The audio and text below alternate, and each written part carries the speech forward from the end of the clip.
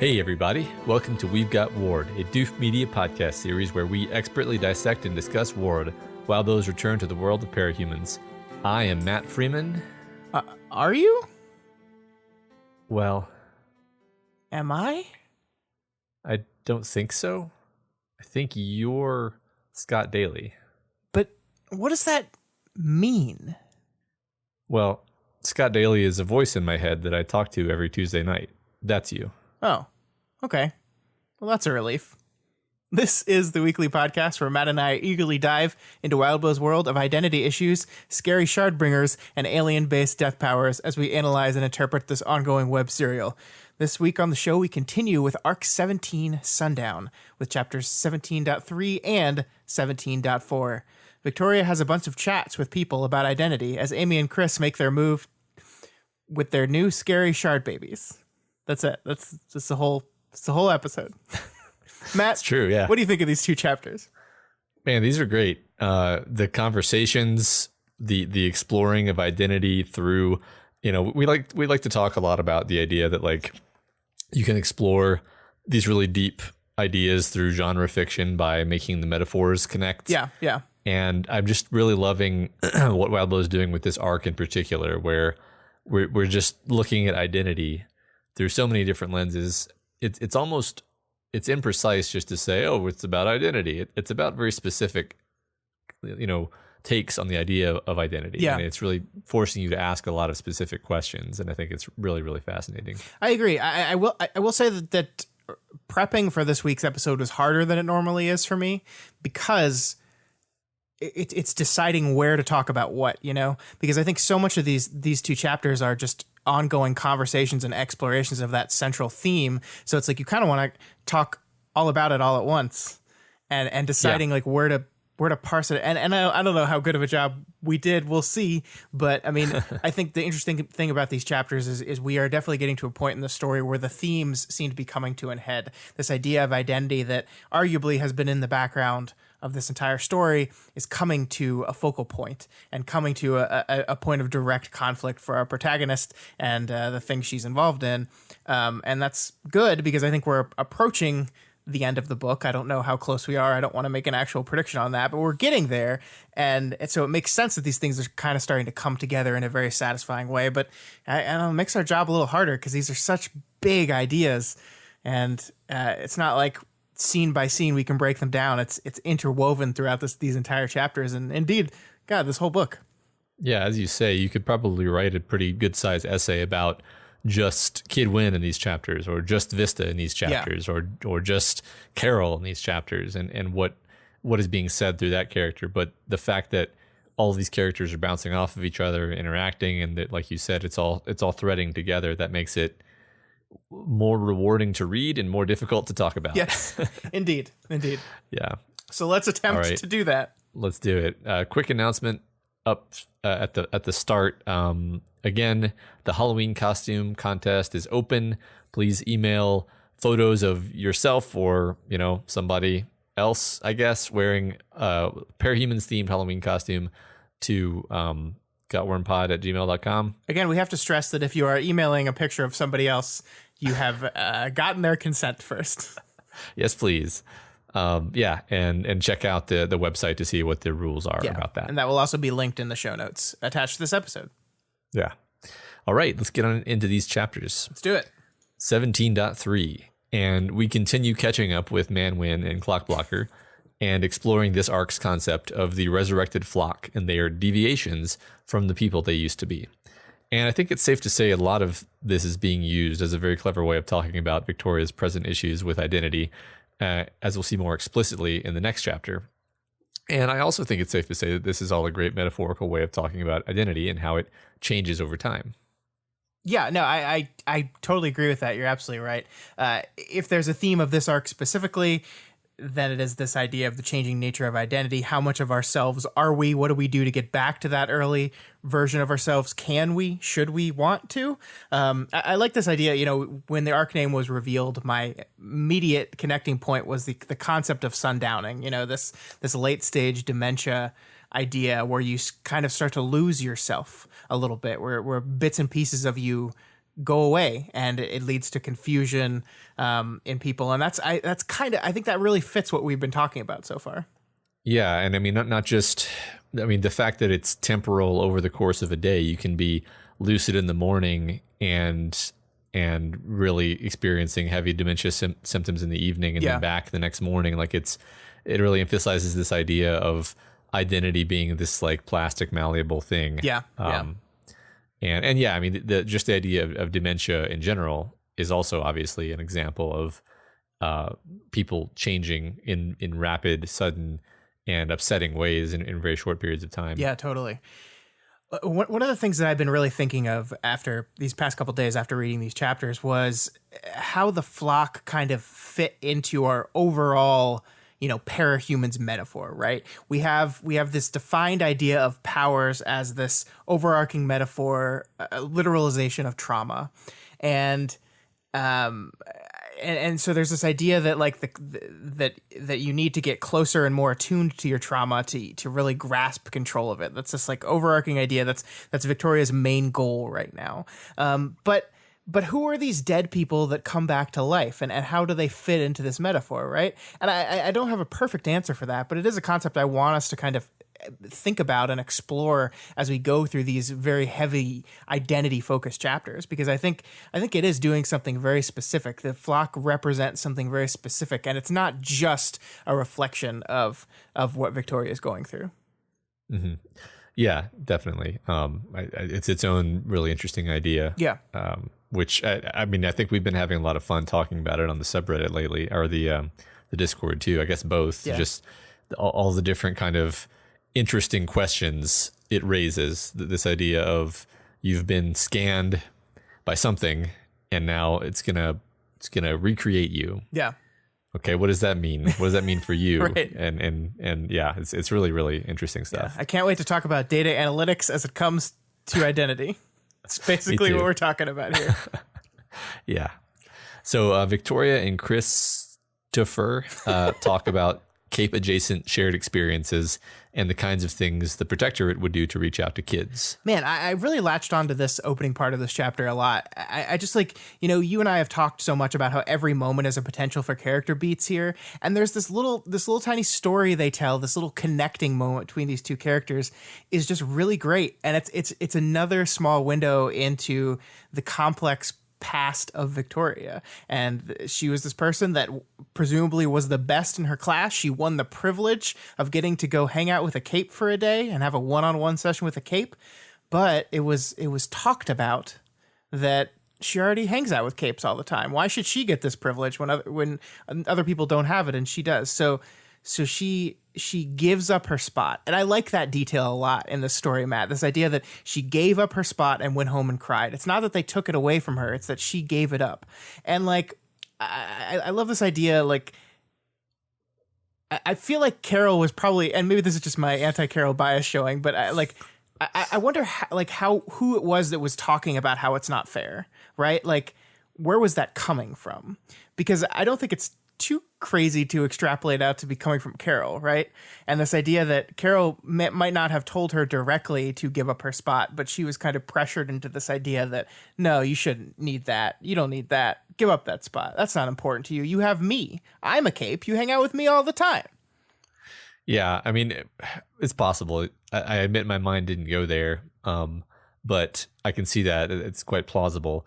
What's interesting is that while she did technically hang out with her mom all the time, it wasn't at all in a context that young kid Victoria would find satisfying. Right. Like she wants to be out there seeing what the capes are doing, living that life with them, right. And getting to go on like a ride along would be pretty close to that. Yeah. But that's what she's being denied. And correct me if I'm wrong. I don't know if we have any kind of real confirmation that pre-trigger Victoria ever got to do that with any member of her family. Like, actually got to go out and see their caping world, right? She was there. She was with them at like press events and stuff, but like only on the periphery until she earned the right via triggering. Exactly. Yeah. I don't think that they went out of their way to include her until she was a cape, and then she, magically transformed into a different person in Carol's eyes, basically, right? You went from being not useful to being useful, or from being not interesting to being interesting, maybe. Yeah. I love that whole little bit. I love how much that says about Victoria, and I mean, I think one of the things we'll see when it comes to identity and these things is that these super small things actually matter in ways that you wouldn't even know in constructing who you are as a person, right? Yeah, that's true. I think that there's a good opportunity to talk about that idea when we get to Chris's story in a second. Yeah. Speaking of Chris, she thinks to herself about how he doesn't make eye contact and he doesn't seem to have made peace with his strange appearance. And so this is one of the things that I really love about the amazingness that is the flock in the story and this wrinkle of them. Like, they are not people who are different and don't know it. They're people that are aware of their difference, right? Mm-hmm. Kid Win is aware of the person he used to be, and he is aware of the person he is now, and he is aware that those two personalities don't line up. And that's so interesting, right? Because you could very well easily see a version of this in which the flock members just, you wake up, I'm me, right? I think I'm me. This feels like me. Sure, whatever. And it's other people that are having to notice these things and point these things out and be uncomfortable with them. But no, it makes it very clear here in every single one of the flock characters we've seen that they are aware of these differences, that they are conscious of them, that they know the person they were, and they don't quite understand why they're not that person anymore. And I think that's like, it's a small but really important distinction, right? Yeah, no, I love it, because basically you could, maybe I'm extrapolating here, but conceivably Kid Win could be aware from moment to moment of what old Kid Win would do in this situation. Yeah. And yet not feel compelled to behave that same way. Right. Because he's not the same person, really, or is, however you want to phrase that, his priorities are jumbled up, things that used to be in the background or in the foreground, and vice versa.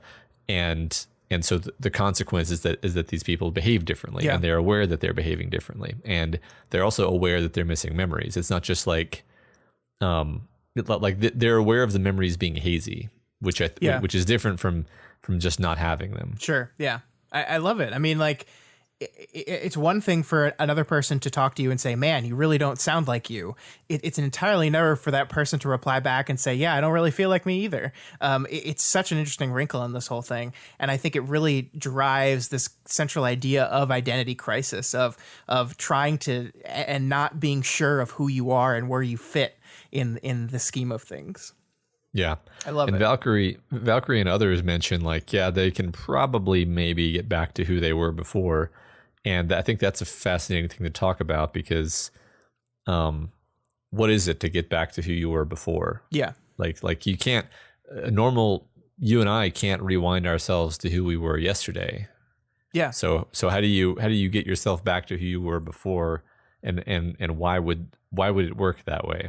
I'm not saying it's impossible. It would be, whatever direction the story goes, I'm sure it's going to be fascinating, but it's, I don't see any I don't see any reason to assume that their personalities are going to snap back into the form they used to be. Yeah, I mean, one of the interesting things about this is dying changes you, probably, right? Like, so the idea that you can get back to the person you were before, like, implies that the experience of going through the change that resulted in the person you are now was not impactful enough, or is not something you want to keep as part of yourself. It's like, it's very complicated. It's there's a whole lot of messy nuance here. And this is why I mean that this episode is going to maybe be a little bit different than the other ones, is because we're getting these huge, broad and deep concepts.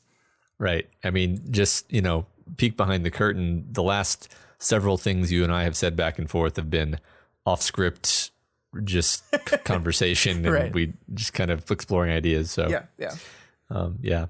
So Christopher says he mostly remembers the cape stuff, or the mundane stuff that sucked mostly. And he focuses on a few specific memories, one being a relatively traumatic instance where him, Gallant, and Battery went for what was supposed to be an easy crisis point and ended up having a horrible experience. And then when he went home, he shared his struggles with his dad, who then took the next day off work and played pinball with him. I love the story. I love the story so much. And I know Wildbow has officially declared Dauntless the best dad, and I'm not at all interested in challenging that. But man, look at this guy. How refreshing is it just to have a story about a parent figure who just does the nice thing? Yeah. It almost makes me wonder if this memory is genuine. Yeah, that's a good point. It is a good point. I think it might just be a reflection of how I personally value gestures like this, but the idea of like your dad taking off of work because he recognizes you just need a day to spend together, bonding away from it all. It's just so goddamn wonderful. I love it so much. Yeah, it's really great. You know, it's interesting because I've had all week to think about this, and I still don't have like a good theory as to why the shard would preserve this memory, other than, you know, Victoria's theory of just like, well, it's kind of adjacent to painful things, or maybe it was just a really important memory. Yeah. Well, I think that's when we start really diving into this. The interesting nature of this is, yes, this was a memory that the shard decided was important enough to load up into the Chris 2.0 program. And it's interesting because you almost get the sense that Chris doesn't really know his father outside of this memory very much. Like, we get this little bit of detail about how like that would be like his thing, offering a beer. But like it to me shows like how much of this is layered on top of previous things, and how much, because some of the story feels like just the haziness of memory of remembering things that happened a while ago. Like, you know, when I'm thinking of times I spent with my dad in the past few years, like I don't remember all the specifics. Some of the memory is hazy. That's kind of what memory does. But there's like this difference where just because you don't remember it, like memory and identity are two different things, right? And things can inform your identity even though you don't have like conscious recall of them. Absolutely. Yeah. I mean, like you said, the last 2 years I probably have memories, but you know, go 25 years ago and I probably have like knowledge that a thing happened, and then basically if I try to remember it, I'll be reconstructing kind of an imagination picture of what that was. Yeah. And that's just how memory works. Every time you remember something, you basically decode it and then re-encode it, and you make small mistakes, meaning every time you remember something, you're degrading your memory, which is kind of a existentially horrifying thought. But that also, like, I think the point here is that doesn't maybe matter quite so much, because what matters is that you know that thing happened. It doesn't matter whether you have that eidetic recording of it. Sure, but I think there's things behind that thing that make that thing important. Like, I think one of the things we could argue the shards are doing here is saying, okay, this clearly is an important memory. Let's pull this memory and load it in. But the central reason for why it was an important memory is not included in that. You know, like it could very well be like Chris like mentions offhanded here that the reason why this was such an impactful moment to him is because it was the first time his dad was like fully in his corner, and it may be well that idea was loaded into his brain, but not like the feeling or the identity behind it of Chris and his father having this long, complex relationship that paid off beautifully in this one day when his dad recognized something he hadn't recognized before and made this gesture he had never made before. And how like the memory is important, but like the context around why the memory is important matters too. And is that stuff being loaded in? Is that stuff being considered by this sorting program? I don't know. And maybe that's why we're seeing this weirdness, like where an idea is brought in, but like the surrounding matter of the idea of the memory is not loaded in. And that really dives into a central understanding of what is identity, like what makes you you. Because like the short answer is, well, it's everything. Everything I've experienced, everything I've done makes me me. But when you start to actually like through the magic of genre, start to pick and pull and select certain things, what makes what part of you, and you know, like this central concept is interesting and fascinating to me, and the metaphor I came up with like was, what would Scott and Matt look like if we constructed a version of ourselves just based solely on our podcast archives, right? And I think this is really interesting because I think you'd agree with me on this, we're pretty upfront, transparent, and ourselves on the show. I don't think we don't have personas. We don't lie. We don't make up portions of our personality. Yeah, I think as we've said, if we pretty much are being ourselves, and this is how we are in real life. But and yet, there are certain topics that we talk about heavily here that we don't really talk about in other contexts. Yeah, and vice versa. There are certain it came up in the Discord, like the facet of Matt that is a dad doesn't really come up a whole lot on the podcast. Sure. And yet it's a extremely significant part of who I am and how I see myself and what I see my role in the world as being. So if you reconstructed me from the podcast archives, that would be pretty much missing, except for kind of a vague outline of like, yeah, he's got some kids, I guess. Yeah. Which, yeah, I mean, it's really, really interesting kind of to think about. And yeah. Well, and I think that's exactly what we see in this chapter, right? Because Sarah sees Crystal and knows sees Crystal, yes, daughter. That's my daughter. But when she talks to her, she relates to her only through the Cape specific stuff, right? And I think that's how podcast Matt would relate to his children. Like, recognize they're your children, you are their parent, but your relation to them would be all through the lens of whatever sorting system created this you. Yeah, in this case, the sorting system being whatever I happen to want to record and put out into the world, right, which exactly. Which is all, like, arbitrary in just as much of a way as the shards recording and storing things that they want to use for conflict. And I believe our understanding of the shards is that they are recording everything, right? That I think so. That they are taking in, so it's like an infinite array of data that is the personality of Matt. But to getting back to my data analytics metaphor, they're running software to collate and sort and process that data in a specific way. And the manner and the algorithm behind that program will change what is extracted from the data. Yeah, the specific database query. Yeah, exactly. I love that. That's awesome. Another place that I like to take this is just interpersonal relationships. Like every person who knows you knows the facet of you that they know, and sure, why you present them certain aspects of yourself and not others probably varies by context and by time and by, I don't know, all kinds of other things.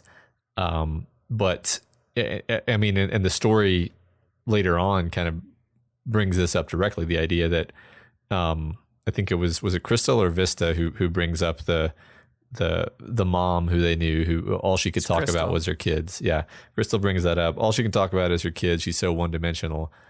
And yeah, we are doing this really out of order, but that's fine. It's complicated. I knew it was going to happen. And then Carol's like, well, yeah, guess what? You only knew one aspect of her. That was probably the aspect she showed you because you were young and she thought that she could connect to you about that stuff. Right. And she actually has a whole rich inner life that you have no knowledge of. And I think we all do this all the time. Yeah. To each other. I mean, I think the most famous and well-known example of this is the concept of kids seeing their teachers outside of school and being like, whoa, you do things outside of school. You're not just a teacher all the time. Right. I mean, that's a very childish, reduced version of that. But I think it's the same thing, right? You see one facet of a person and assume that facet encompasses them totally, and it's just not the case with anyone. Yeah, exactly. I mean, I think that's the crazy place to take it to, is like, not only do you only show one particular facet to the cashier at the grocery store, you only show a certain amount to your closest friends and your parents. Yeah, your significant other, even, like that. They can't possibly know what it is to be you. Yeah.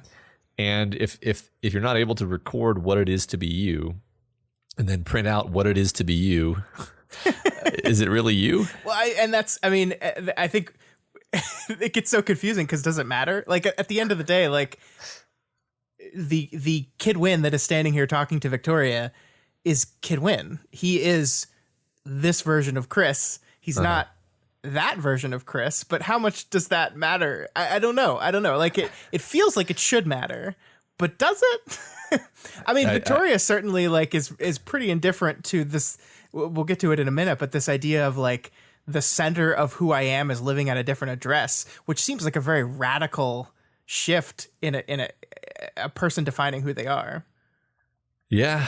Can I just say I find all this very upsetting because I've always taken the idea of like us being uploaded into computers being like the future as a serious idea, and now this is really messing with me because I'm like, well, what exactly is being uploaded into the computer? Right, exactly. Yeah. What does it mean to upload yourself? Is it to just your life experiences downloaded into data and then processed by a thing written by another person?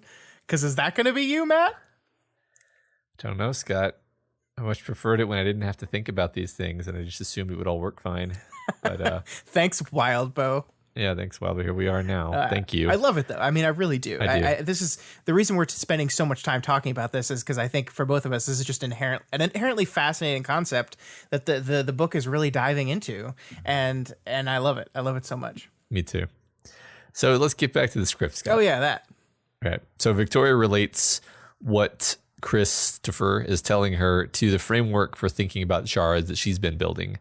And like basically how she found different facets of herself to bring forth. Christopher asks what we've been thinking. Is the Victoria who went to the shard world the same Victoria who left it? And she basically says, yeah, kinda. I mean, she says she feels different, but specifically because of the control she gained, not that she's a different person. And then she goes into this complex, like we talked about, this complex Victoria living at different addresses. The different facets each have a different address, and I'm still me, but the center of who I am is living at a different address, which, I mean, like, you're basically saying the core of my person is different now. My core is different. And that's a big deal.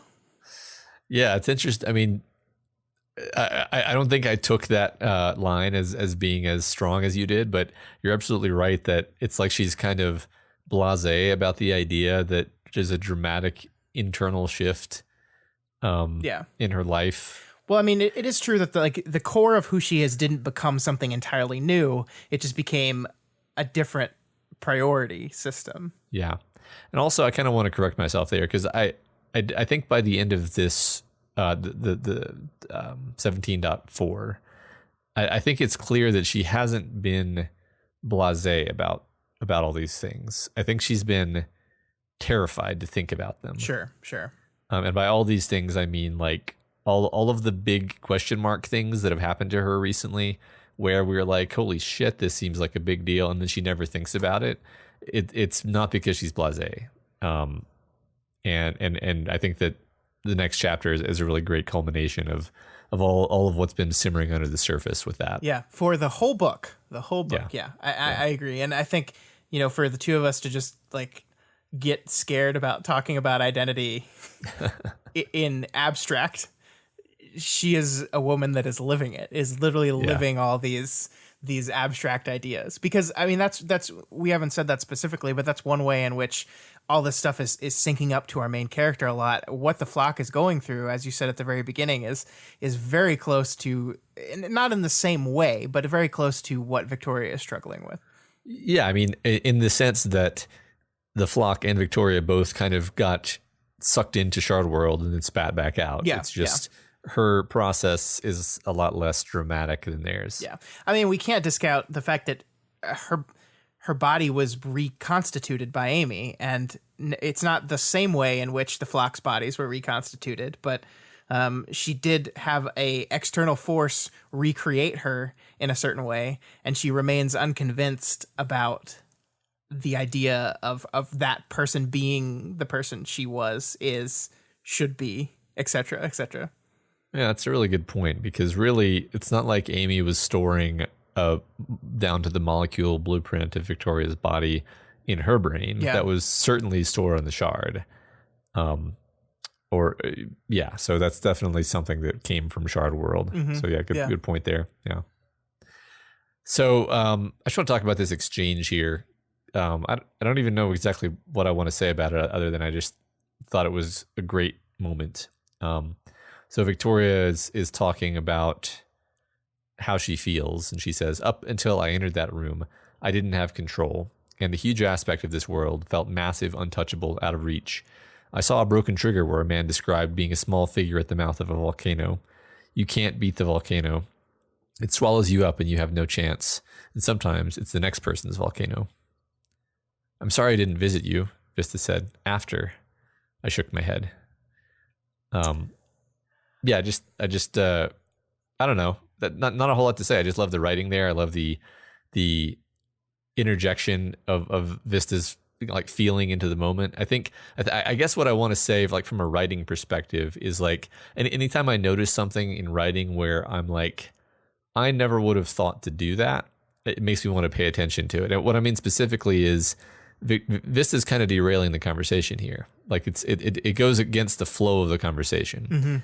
But it's a genuine character moment. Yeah. And you should always go for the genuine character moment over what do I need to convey with this conversation to move the plot forward. And I mean, it also helps clarify. It specifically helps clarify what Victoria is talking about by some next person's volcano, which, I mean, that probably should have been obvious for us anyway, but it helps clarify that. It also helps clarify Vista's response to this statement. Like her take on what Victoria is saying here is immediately to the reminder that this thing happened, and I feel guilty about my lack of response to it. Yeah. And I mean, I love, like, we're about to talk about control, and control is something that Victoria is all in for at this point. And I love this idea, even in here, even before she goes into control, she's broaching on it. And it's not just like right now she's very happy with control for herself. And she's gotten control of her wretch in a way that she never has before, and that makes her happy and scared at the same time. But then we see this last part of this line, and sometimes it's the next person's volcano. And I think that is really, and I don't want to take anything away from Victoria. I think she is like doing this to help other people. Helping other people is one of her big things, but also this idea that it's very easy to get swallowed up in someone else's volcano. And if I don't help those people get control over their volcano, then it could destroy me. So it's kind of this thing out of genuine care for other people, but also this fear of having what happened to her happen again. Mm-hmm. Yeah, definitely. I mean, she's being, I guess I want to say, honest with herself in ways that she hasn't necessarily been, or maybe explicit about certain things that she hasn't been explicit about prior to this point. I would say that, because I wouldn't want to say being honest, because that implies dishonesty in the past, and I don't think it's ever been that. I think she's been pretty upfront with who she is, or what she wants, rather. I think making explicit some of this stuff, yeah. Yeah, because all this stuff about control, like you said, that's clearly been a part of her character all along. Yeah. But she's speaking it out loud and to herself in ways that she hasn't before. Yeah, for sure. And so, yeah, I want to talk about this next bit too. So who's talking here? This is Kid Win. So Kid Win is talking about how he thinks about himself, and he says he feels like an end result, a fabrication. The only lasting impressions from the past are the essential ones that made me into me. I thought about that. The wind picked up. I turned my head so the hood would protect me where it was colder. Vista hunkered down a bit, and Dennis took a step to the side so the breadth of his upper body blocked the wind for her. Again, like these just pulling out really nice writing, storytelling moments from these from this conversation, because think about how this could have just been dialogue. Yeah. Like it could have just been kind of let's convey this information between the characters.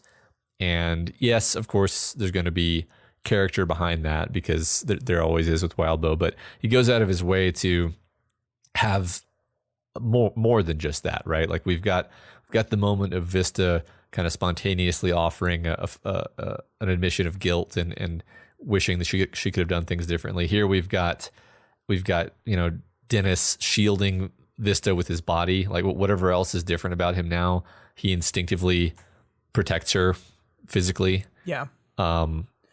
just the idea of like this kind of chilling wind kind of intervening on their conversation they're having is interesting and evocative. I agree. It's a beautiful setting, and I do really like the subtle Dennis bit there, because I think that is quintessentially a Dennis thing in that moment, that as much as he is different from the way he used to be, it remains true that there is a core part of him that is still Clockblocker, is still Dennis, and Dennis steps in front of Wind to protect Little Vista, the youngest member of his ward's group. Like, that's just the type of person he is and always was. And it is like a completely, you could rip that out, and the tone and the content of the conversation would not change in any real way. But yeah, I mean, it is the lessons that I've learned from this book are as you said, take moments to characterize wherever possible. Like, every opportunity is an opportunity to add characterization. And I think it makes this conversation more interesting because you inject it with these moments. Like, it flows a little bit better. I agree. Yeah. It just all feels, I mean, more or less what you just said, it just feels more real when it's just laden with character like this. So yeah, great conversation. So Christopher warns Vicky that anything that she says might get reported back to Valkyrie, which is, again, kind of something that might get him in trouble. Yeah.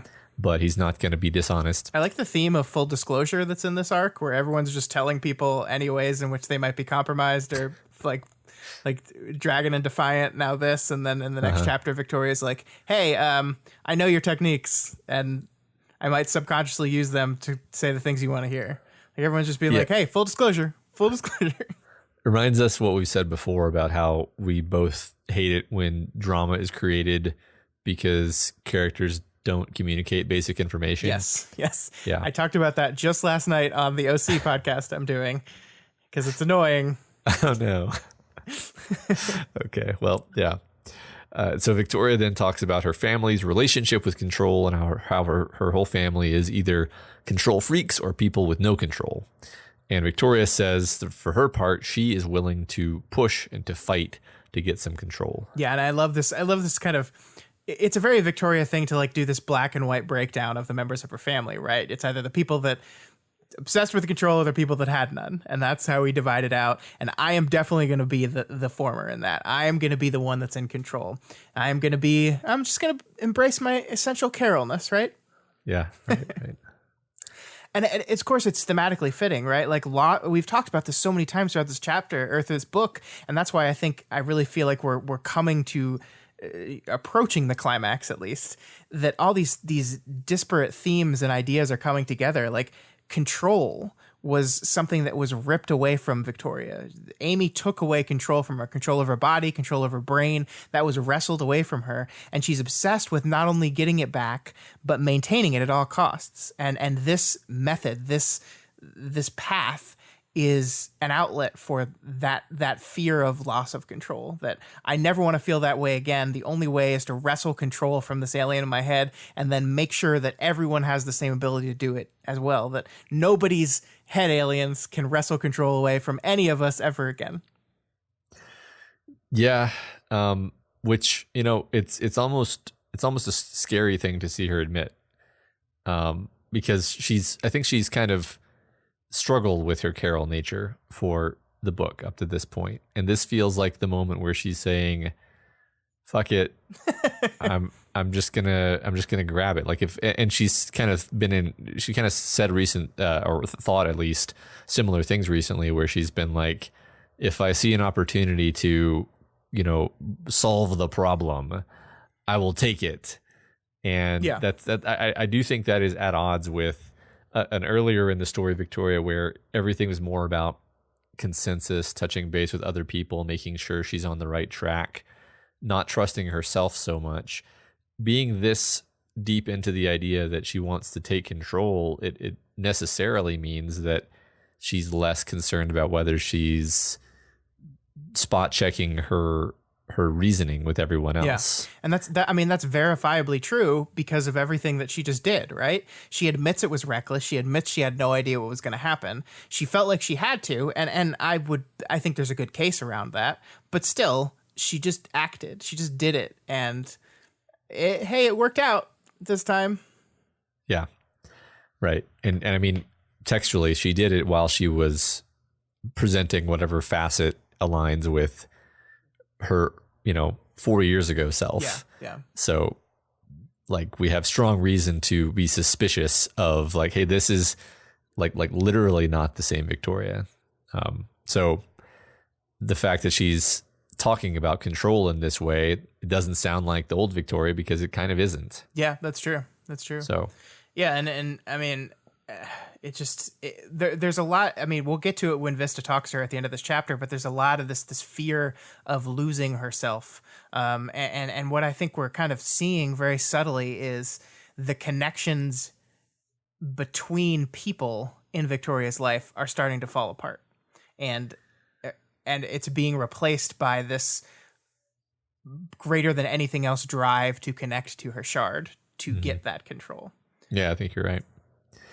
So as the chapter goes on, Victoria gradually notices more and more that Dennis isn't quite acting like himself. Vista eventually abruptly turns away and sits by herself, and Vicky goes to join her. Here, Vista puts her finger on what's bothering her. Dennis's inner voice and his outer voice. Dennis's inner voice is his outer voice, and his outer voice is his inner voice, which is interesting because, like, hey, all the parts are there; they're just mixed around. Yeah. And she, I think, rightly points out that she herself has changed a lot too, and she doesn't really have any shard shenanigans to excuse it, just due to the normal process of aging. So obviously, what Wilo is saying here is that puberty is basically the same as dying and being printed out again by corrupted alien backup files. Yeah, I mean, that's what it felt like. That's for damn sure. Yeah, I mean, it is kind of like being in a cocoon. Yeah. And, yeah. I'm very curious about what your puberty was like. You don't remember the cocoon? I don't remember that part, Matt. No, so I mean, this is really interesting, right? Because like, I think you're absolutely right that, and we've talked about the flock a lot already, so I won't go over stuff again. But this idea that everything's in there, it's just in the wrong order, is really fascinating to me because it's like, yeah, I got all this. Like the shard said, here's all this stuff. Go. Yeah. And the brain is like, okay. Right. Sure. This is all there, but it like, and it's so interesting that like, Kid Win was just talking about this, this part of him. Where was it? I just lost it. This idea that he's, I just lost it. That he's, like an amalgamation, like a fabrication, and the only memories from the past are the ones that made me into me. But it's just like you pull those things, and it's like, how do you know how to weight them? How do you know, like, the idea of the inside voice being the outside voice and the outside voice being the inside voice literally seems to me like a child who's trying to put a puzzle together and is just like, this is close, right? Yeah. So like, it's like if you had a video of everything that had been seen through your eyes from the moment of your birth, how completely useless would that be? Right. Like it doesn't, like, the fact of having the record isn't what matters. It's how it's organized and what things cause what other things to be recalled, and the kind of the web of associations. Data analytics. Yes. No, I mean, I love that. And I mean, I love this concept of, we talked at the beginning about what the flock represent in this whole thing. I mean, the flock are a human being that is created around their trauma, right? Because if it's the shard, it's the things that were most important to the shard were the cape moments. And if shards are trauma, then a flock is a human being whose entire identity has been constructed through the lens of their specific trauma. Technically, if we extend the metaphor out. And I really like that because, like, I love the idea where you say that and then you say that I don't feel like me. And the extension of that, therefore, is that, hey, the bad things that happen to you are not who you are. They are part of it, sure, but they are not all of it. There is more to who you are than the worst thing that happened to you. And I love that idea. I love it so much. I love that. I didn't think of that at all. I just want to let that breathe for a moment because that's a beautiful idea. Yeah. It's not it feels incomplete because it is. You're not just your trauma. Mm-hmm. You're all the other random stuff that happened to you that helped shape you into who you are. Yeah. You're incomplete without that. Yeah. Yeah. Absolutely. Yeah. Cool. So Vista talks about her own experience being a cape and how she's probably another person who can be counted as having her life dominated and consumed by powers. Yeah, I mean, it ends up being that this kind of line of thought is just really kind of a smokescreen for Vista to get to her main point or where she's actually going, which is like, Victoria, you're terrifying me. But I do like this general idea that like Vista, it's so ironic that in this conversation we're having about the flock and identity around your power and how Victoria, the flock, and Vista are all characters who have put great stock in who they are as capes. Vista herself has made this her whole existence, almost, is like to be the best cape possible, to go up through the ranks, to make sure that even as the people around her were dying, to try to do everything in her power to prevent that from happening. I mean, that's been Vista's entire identity, quote unquote, from the first time we met her. Yeah. Right. I mean, I think it's interesting. Like, this is just one of a few other capes we meet in this chapter who we're talking about the impact of powers in their lives, right? Like, we talked about Crystal last week. That's another obvious person. I think Carol probably counts just as well. And then, the text doesn't draw attention to it, but we have a conversation that involves Jessica Yamada and her whole, well, not her whole shtick, but a big stalking horse of hers was, hey, you guys need to have more balance. Mm-hmm.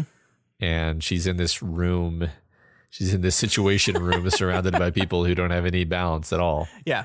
So yeah, that's it. It's just, it recurs a lot, and it's really well done. It does. I love it. It does. Yeah. So yeah, like you said, Vista's worrying that Victoria's slipping away into the metaphorical place where she feels like she might have lost Dennis and Christopher. Yeah, and I love this because, like we were saying earlier, Victoria just went through this whole ordeal where the connections she had to other human beings have been directly challenged. The visions she saw of Amy, of Carol, of Dean, of Jessica, and then these were all visions she saw that took either people she already didn't like and further emphasized that, or took people that she thought she could rely on, or took people that she had shaky relationships with and saw things that damaged and hurt those relationships. Then her team is split up. Then she's not connected to the rest of Breakthrough directly.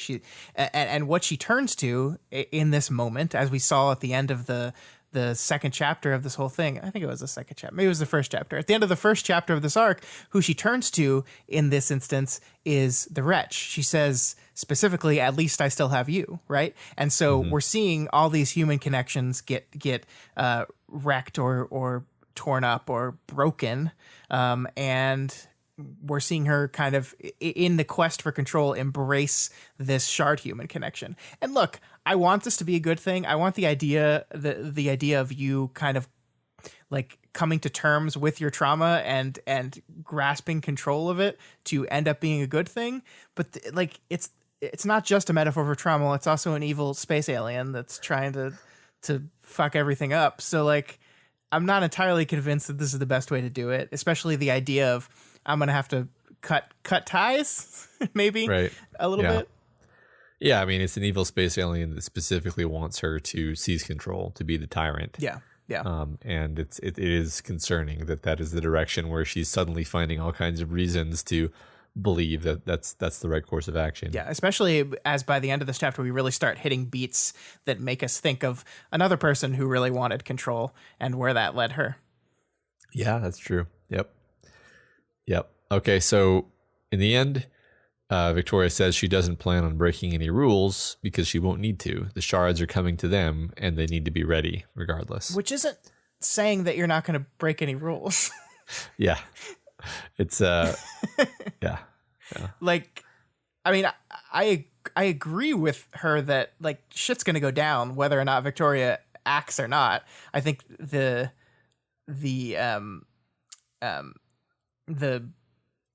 events of the next chapter make that pretty obvious that shit's going down.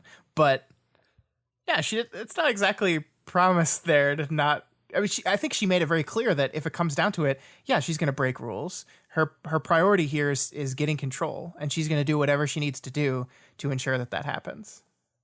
Yeah. Yeah, I think that makes sense. So here's some text that I think you and I both found a bit ominous. Mm-hmm. Vista says, I need a promise. Don't leave. Wasn't planning on it. Don't get so far away or disconnect so much in this whole complicated mess that I don't see you again.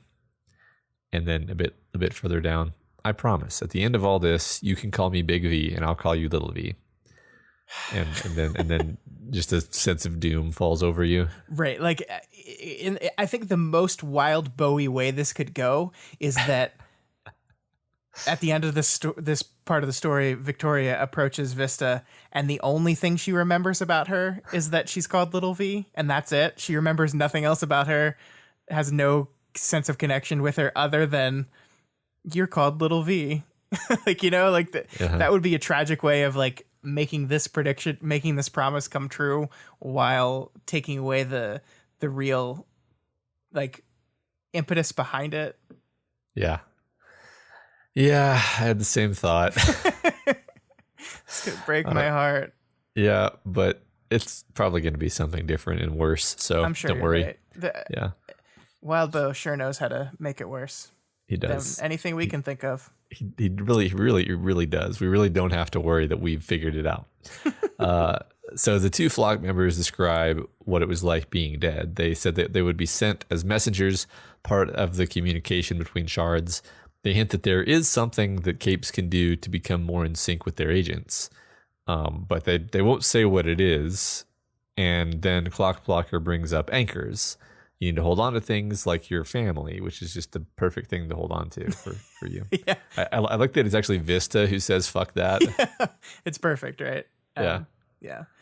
And so what we've kind of gotten down to here, that essentially what Victoria is looking for seems to be something that is not too dissimilar from Keprification, right?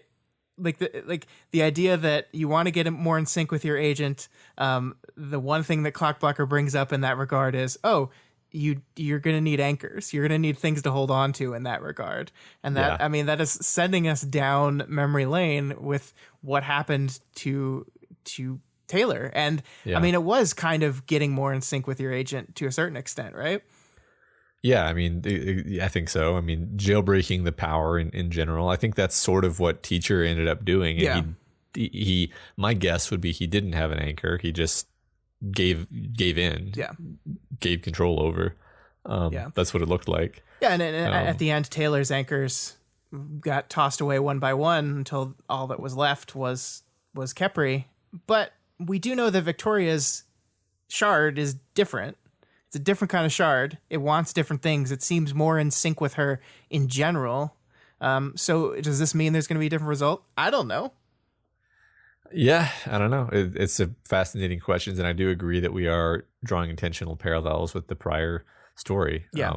So we're meant to be asking these questions and noticing these comparisons. Yeah, which is a great way to kind of show how we talked so much in the last book about the cyclical nature of trauma, and we're kind of seeing how people can get back to the same general choice, the same general want, right? Like I think for Taylor and Victoria, because they're very different people, the impetus behind the want comes from an entirely different place, but they want similar things.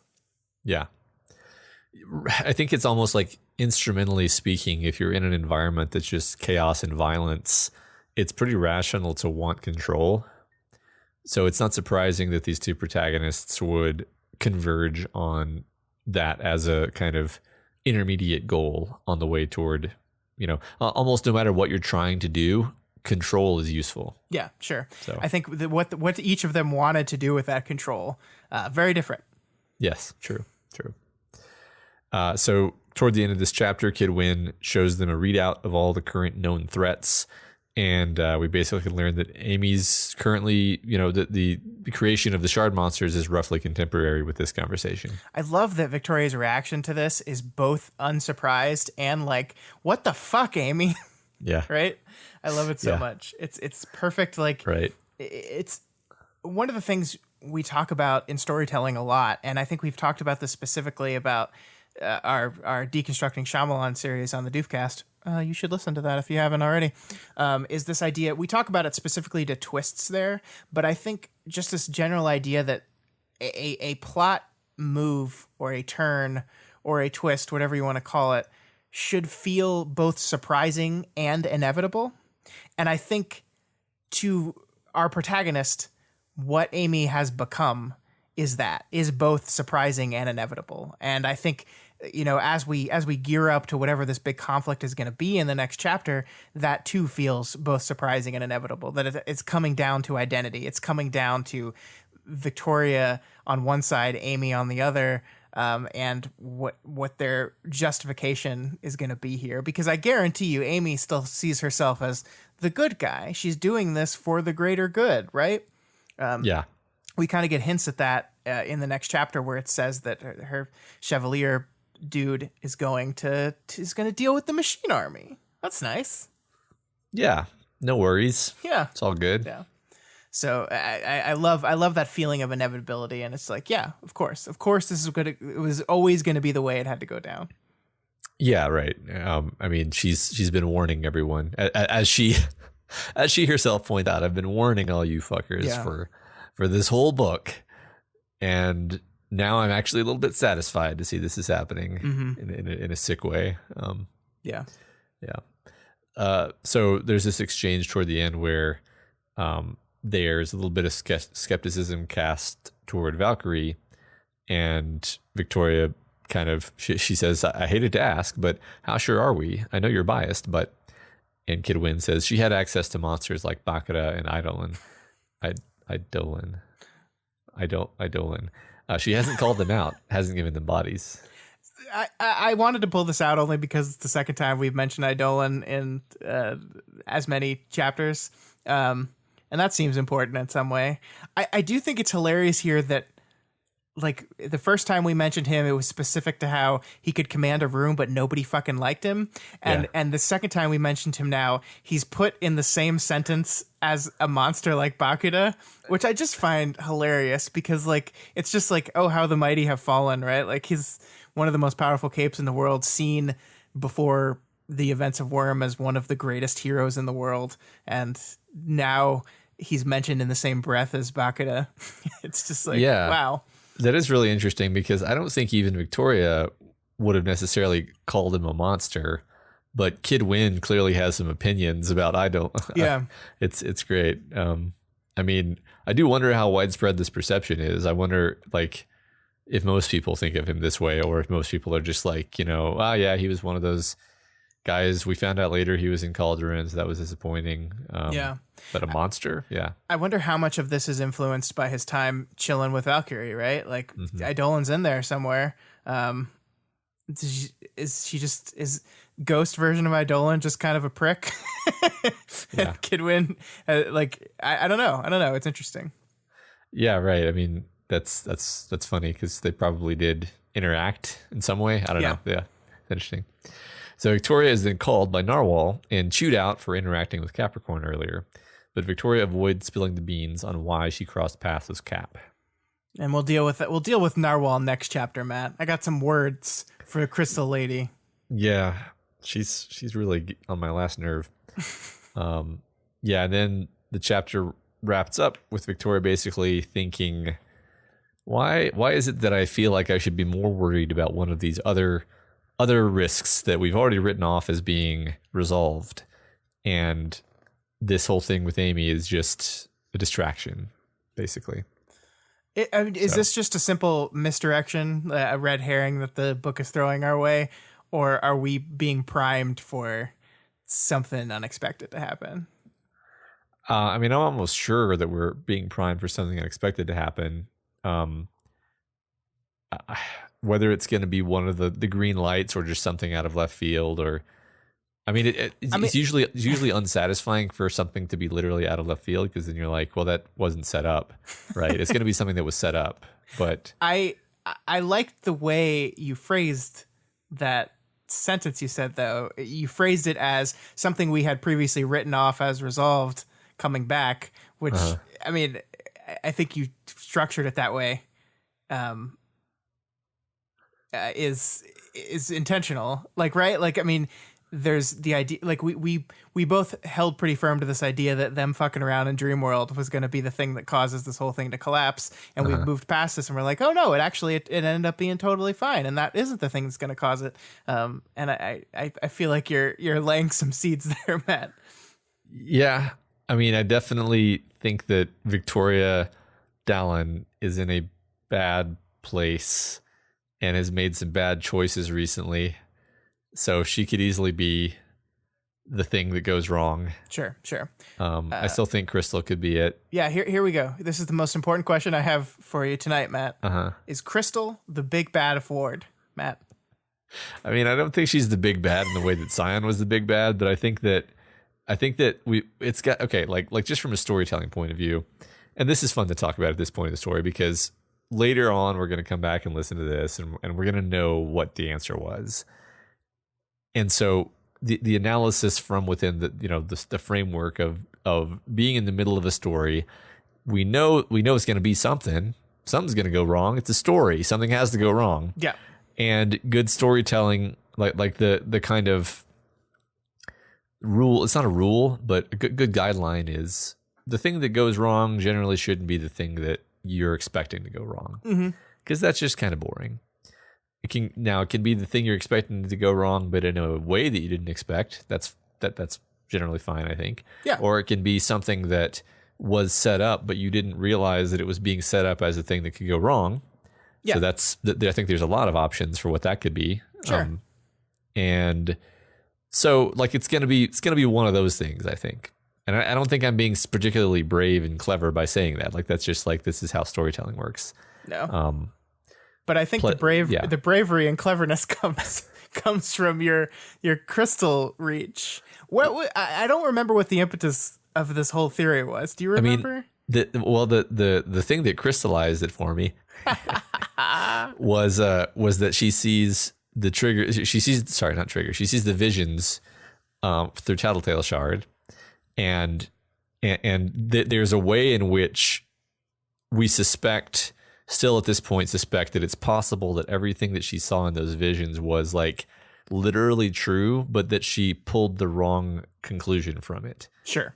And the literal truth is that Crystal's a nice person, but the conclusion she should have pulled from it wasn't Crystal's doing great. And just the fact of Crystal being shown in that sequence of images, I thought was interesting and demanded an explanation beyond just like, well, she's a person who Victoria knows. I mean, I definitely agree that like this concept of I've seen visions, and every one of these visions confirmed or introduced the worst possible conclusion about these people, except Crystal. She's the only one that's still good. And I agree that there's something more to that. I think we've been doing something slowly with Crystal over the course of this book, and I don't know. I don't know how that's going to shake out.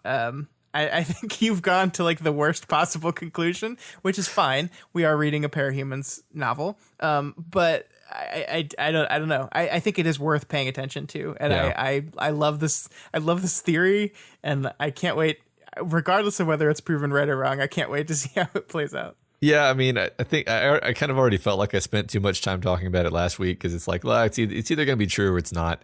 But it's a fun one to think about, and it's a fun example of the ways that we turn ourselves into knots trying to figure out what's going to happen in a complex story with a lot of red herrings like this story has. Right, and I think one of the reasons we wanted to cover this book live like this is because we wanted to kind of distill the experience of reading a story that's being written like this, right? And I think this is part of that experience, right? This is part of the paranoia, and we talked about it a lot in the early book, and I think it's mostly calmed down since we realized we were being a little ridiculous. I remember arc 2, we were just like, they're all evil. It's all of them.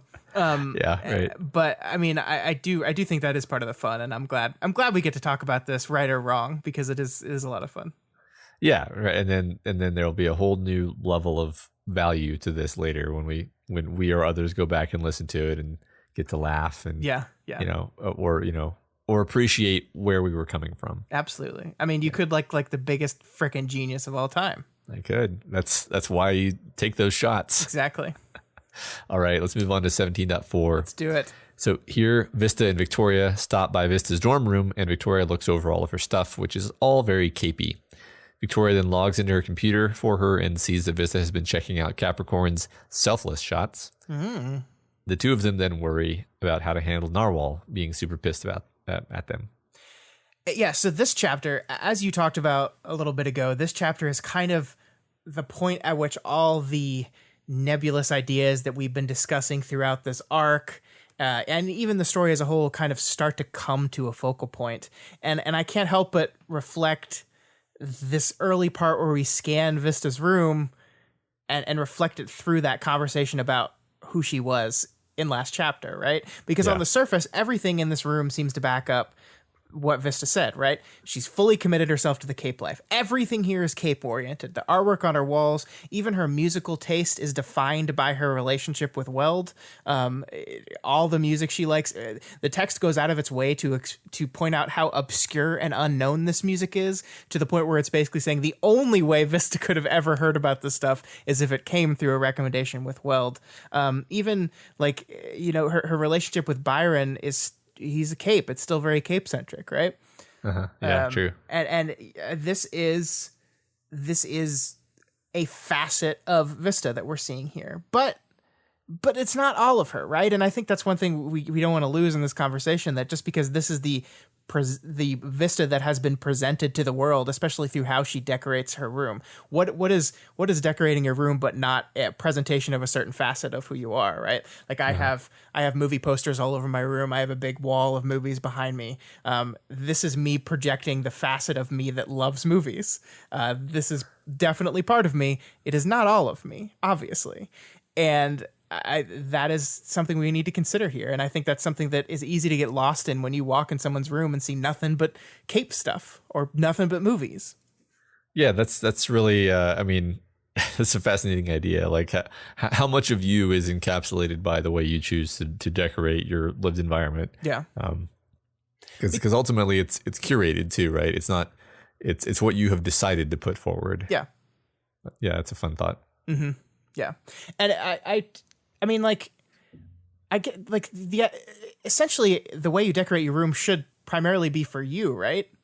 But it's not entirely. Right. Yeah. Like the way you decorate your house, I feel like when you decorate your house, you are absolutely decorating for you. You are definitely also decorating for other people too, especially if you're my mom. Yeah, I mean, I think it depends on the person, but I think that most people are thinking some combination of like, oh, this is how I want to express myself to other people. Yeah. Part of that is that you have to be able to, it is you, it's your preferences, but also it's your preferences sort of for the consumption of you and others. Yeah. Yeah, that's really interesting to think about. So we think about Byron taking a shirtless, selfless photo, just a glistening, wet, battle-scarred, selfless photo. I like to imagine that he was like forced to do this by a committee, and like he did it like really grudgingly, and it was kind of like sullen, and or like Tristan made him do it. Yeah, I think the best take is that it's actually Tristan, and they just tinted it blue because Byron wouldn't do it. Yeah. Right. I think the text kind of goes like it does mention that he's like in shape but not buff, and I think that's specifically meant to indicate Byron over Tristan, but I think so. It is just very humorous. I like the idea that they made him do this, and he's like, can I just go? Yeah, it's like you got to do one of these a month. It's in the contract. Yeah, I love it. There's also this little bit part here where we see Victoria log Vista into her old school PRT password code system. And we don't really know much about this system. I think we've only seen it one other time in the Pigot interlude where we learn that it's like a series of questions by Dragon that you might not even know the answers to yourself, but like the predictive algorithms have predicted it, which gets into identity stuff again, right? Yeah. Like this is Dragon's predictive algorithm of who you are. Holy shit. Good point. Yeah. Like the algorithm knows you better than you know yourself. Yeah, it's great. Yeah. There's not much to say about this. I loved the question is mom or dad, and the answer is PRT, which is just perfect. I love that. Yeah. Right. The rest of them I don't really know anything about. If anyone knows what the other two questions mean specifically, please let us know, because I did some cursory digging, but I ran out of time. Wasn't able to find anything concrete. Yeah, I didn't have any ideas. I didn't have any ideas. So as they leave, they run into Carol and Crystal, and then they all head to the Situation Room together. And there's a lot of great description in this chapter focused on the cauldron base and how it feels. Yeah. The thickness of the walls, the heaviness of the structure around them and above them.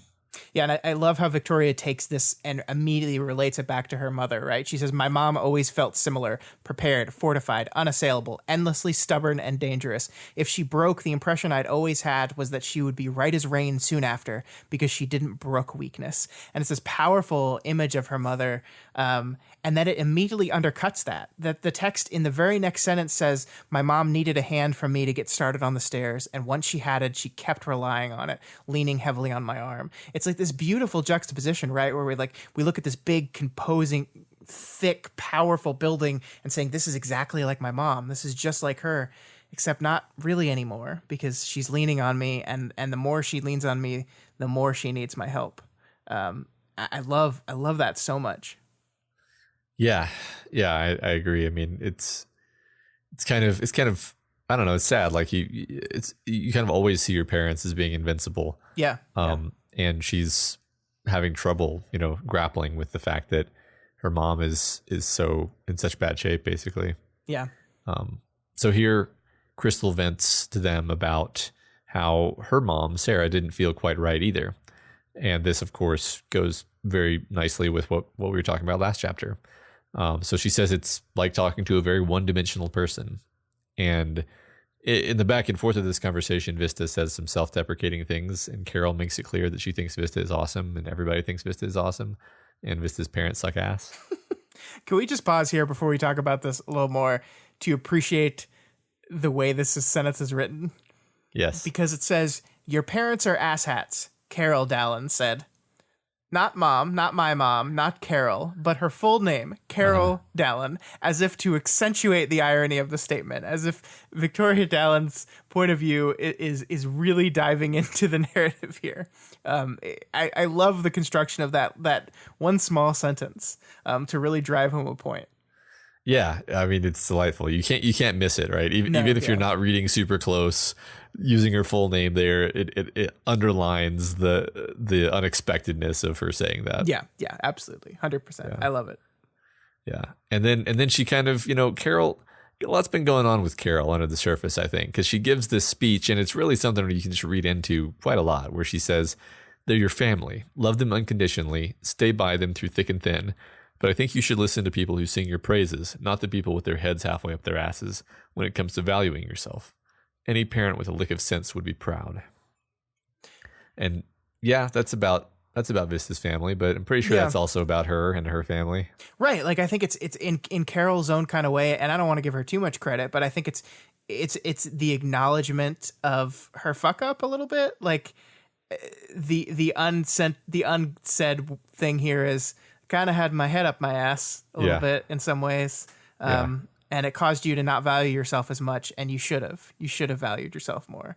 There's a lot of unspoken things going on here. And I think Carol is not the type of person that can do these things directly. She's just, especially with people close to her, she just, like, it is very easy for Carol to compliment a person like Vista.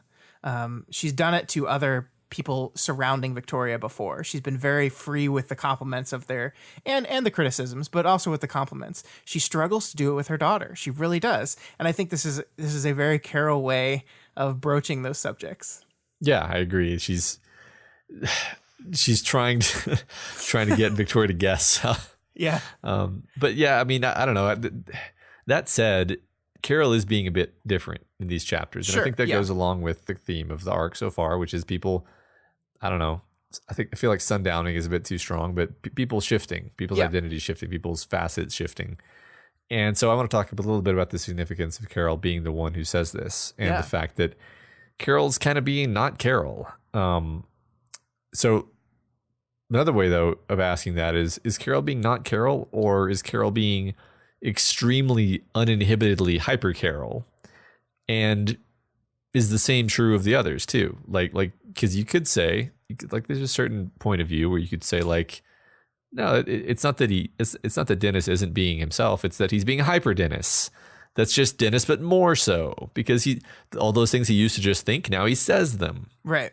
And Carol's line here, I think, is great. She says, "People can surprise you," and she's referring to the woman we mentioned earlier, who,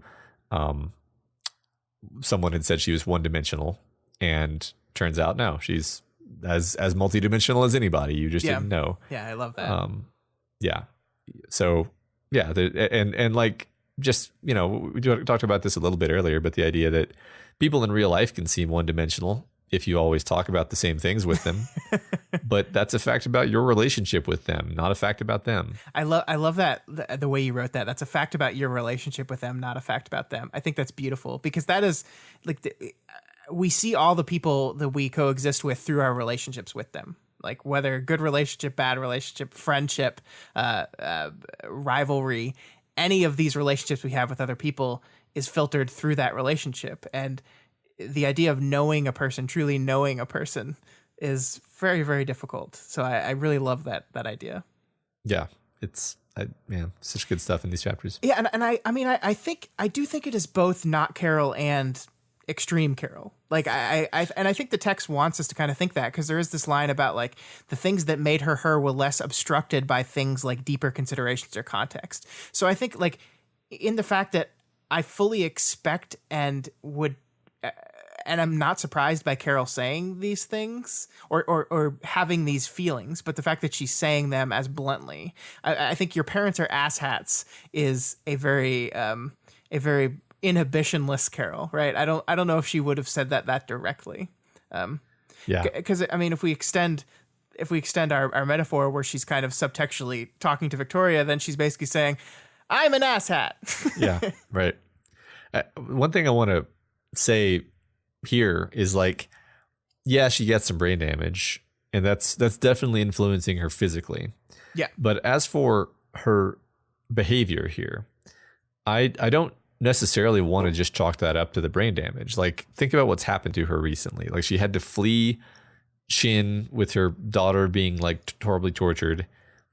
And I'm probably going to skip over some stuff, but, like, most recently, she's had her horrible lifelong secret revealed to her daughter. Yeah. And then literally later that morning had to meet her dead sister. Yeah. So she's probably just reeling right now. And a lot of this is potentially just, she's in a tough spot. It's not because she's got brain damage and her inhibitions are artificially lowered necessarily. It could be that too. I don't know, but I think yeah, I don't want to just write it off as brain damage. I think you're right. And I think the fact that, like, we see a little bit later in this chapter, like, her coming to the realization of the full scope of what Amy is capable of is horrifying to her. So I think that's just another thing that's adding on to this realization moment for Carol, or this moment of everything's coming up now. Everything's coming to a head for her. Yeah. Yeah.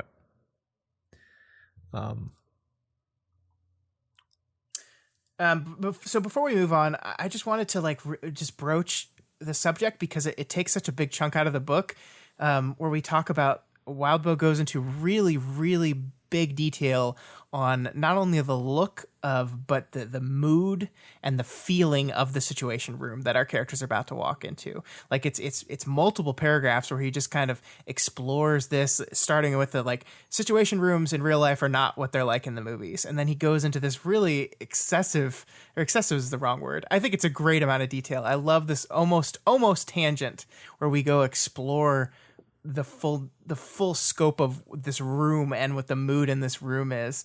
And I thought it was worth bringing up, because it's just, it's something that the book takes time to really explore. Yeah, I mean, my feeling immediately was, we're probably going to be spending some time in this room. This is probably a setting that it's going to pay to have an accurate mental picture of. Yeah, and to understand what it feels like in this room, because it's going to matter. Yeah. Yeah, so that was, again, like, when and where you do description of a setting, I think is a very difficult thing to balance in writing. I don't really know any, like, good rules of like when do you describe a setting, when do you leave it up to the reader's imagination. I think everybody has their own feel for it, but I don't really know any good rules of thumb. But I think one kind of reverse rule of thumb would be like, if you notice a setting being described, it's probably because it's going to matter. Yeah, I think you're right. And I think one of the things that I like about this one in particular is that it sets up the physical geography of the room, but the most of the words in this area is focused on mood, on feeling. And that's what really resonates with me. We've talked about how I don't really see things that I read very much, but I just feel them. And so the mood is something that translates much better for me as a reader than, okay, there's a desk in the middle and there's people sitting over there. The mood of the room, how it feels. And I think the geography contributes to that mood, but I think that this part of the story recognizes that establishing that mood is more important than just where the chairs are. Yeah, right. And I do tend to visualize things, but what's interesting is that when I query myself of like, what am I visualizing here? There's all kinds of details that I've put in the scene that are not actually described that I'm extrapolating because I'm like, all right, it's gray, it's oppressive. Yeah. So it's got dim lighting, gray walls. Like these are things that I'm writing in there based on the how it feels. Sure. So that's a cool, that's cool how brains work that way. Yeah, it is. So in the Situation Room, they watch the Chevalier construct armoring itself with pieces of stuff that it's picking up, blending and mixing attributes of materials, including aesthetic attributes. He also refracts as he moves in what strikes me as a similar way to the appearance of the shards in the shard space. Also, an even more horrifying nursery construct is also present, surrounded by giant minions. We soon learn there's also a Mathers and a Goddess construct as well. And additionally, on top of all this, the Kronos Titan is on the move with the Simurgh flying around him. So, everything's bad. It's as if Chris picked just the worst possible choices for his Shardbringers thingies that were possible, right? Nursery, Goddess, and Mama Mathers weren't creepy enough and disturbing enough on their own, so here's them again, but bigger and scarier and more powerful. Right. I mean, my thought was like, this is basically the capes you would list if you had to list, like, what's the most irresponsible thing we could do? Yeah. Remember last week when we were like, no, they'd never bring back Khepri. That would be stupid and reckless. I fucking believe it now. Yeah. No, good point. Because I think that's basically what I said. Like, that sounds like there'd be too much of a risk. It's like, no, they're apparently not thinking about that. I mean, the interesting thing about this though is with we learned that a little bit later that Goddess is specifically like a goddess that communicates through media.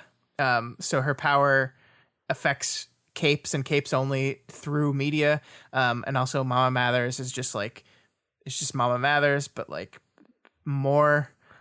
So it seems like they say specifically that Chris did this to counter surveillance attempts, but like, it seems like specifically Kenzie.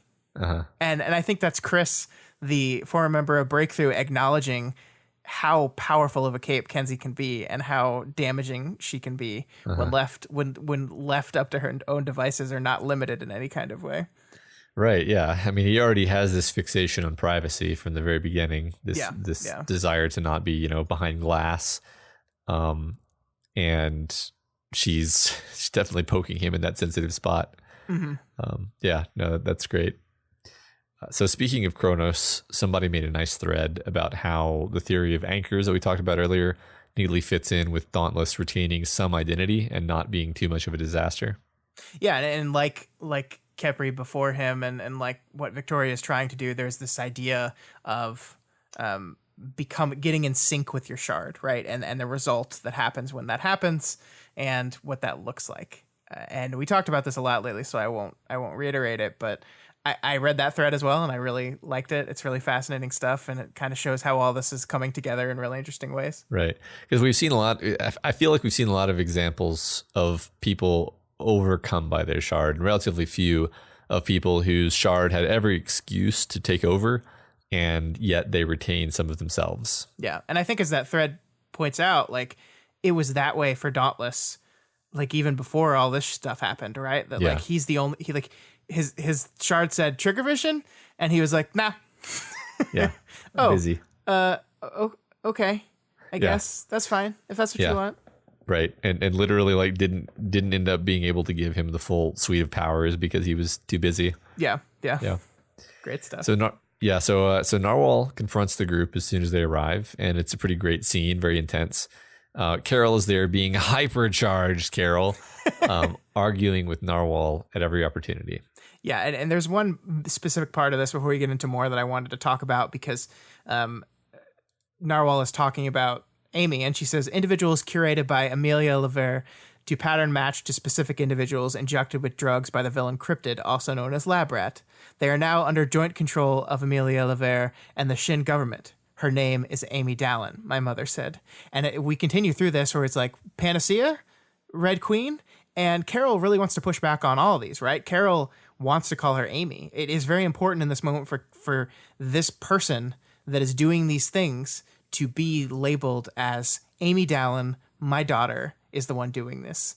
And I think it sticks to just, it also we see the shock on Carol's face in this moment, that like the full recognition that this is my daughter doing this. This is not a different person. This is not a different facet of a person. This is Amy Dallin doing this. I think it fits with both stick with your family through thick and thin, but also recognizing when they've got their heads up their own asses.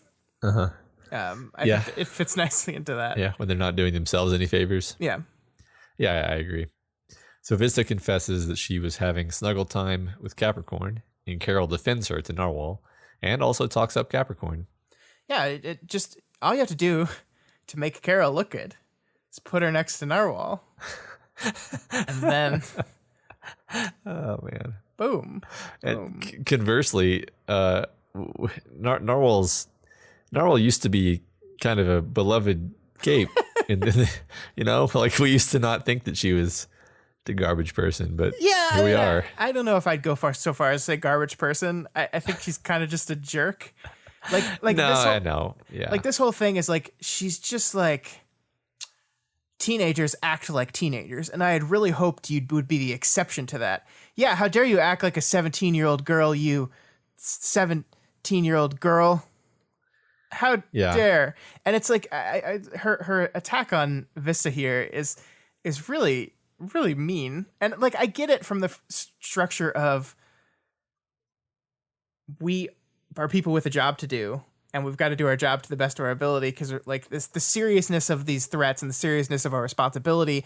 I get it, Narwhal, but also they're humans still, and I love that Carol just kind of like lawyers the shit out of Narwhal here, and we haven't like gotten to explore the lawyery side of Carol very much, but she really just lawyers the fuck out of her, and like she never, like in that way where lawyers ask questions that they already know the answers to, right? Like like this clever way of just presenting something without like being forceful about it. I really like it here, and I like that even at the end of this whole thing, Victoria still has respect for Narwhal to the point where she says, what my mom pointed out will stick with her. Like I believe that about her. She will hear this information that Carol explained to her, and she will take it in, and it will inform her opinion of Vista in a way that maybe that stuff being unsaid by Carol wouldn't have. Yeah, that's true. And having Narwhal here being so prominent, she's another one-dimensional person. I mean, obviously she's probably got all kinds of layers that we're not privy to, but like I think she's actually been portrayed explicitly by the story as being a pretty one-dimensional person. She's one of these people, yet again, very dominated by the cape life. She's a second trigger, so we know that she's like an extra layer of fucked up on top of the normal cape being fucked up. Yeah. And she just seems to be this like very hard-ass, very hyper-focused person. And here she's being a bit ridiculous. It is a bit ridiculous to be disappointed in a teenager for not napping extraordinarily exceptional. Yeah, right. A boy. Yeah.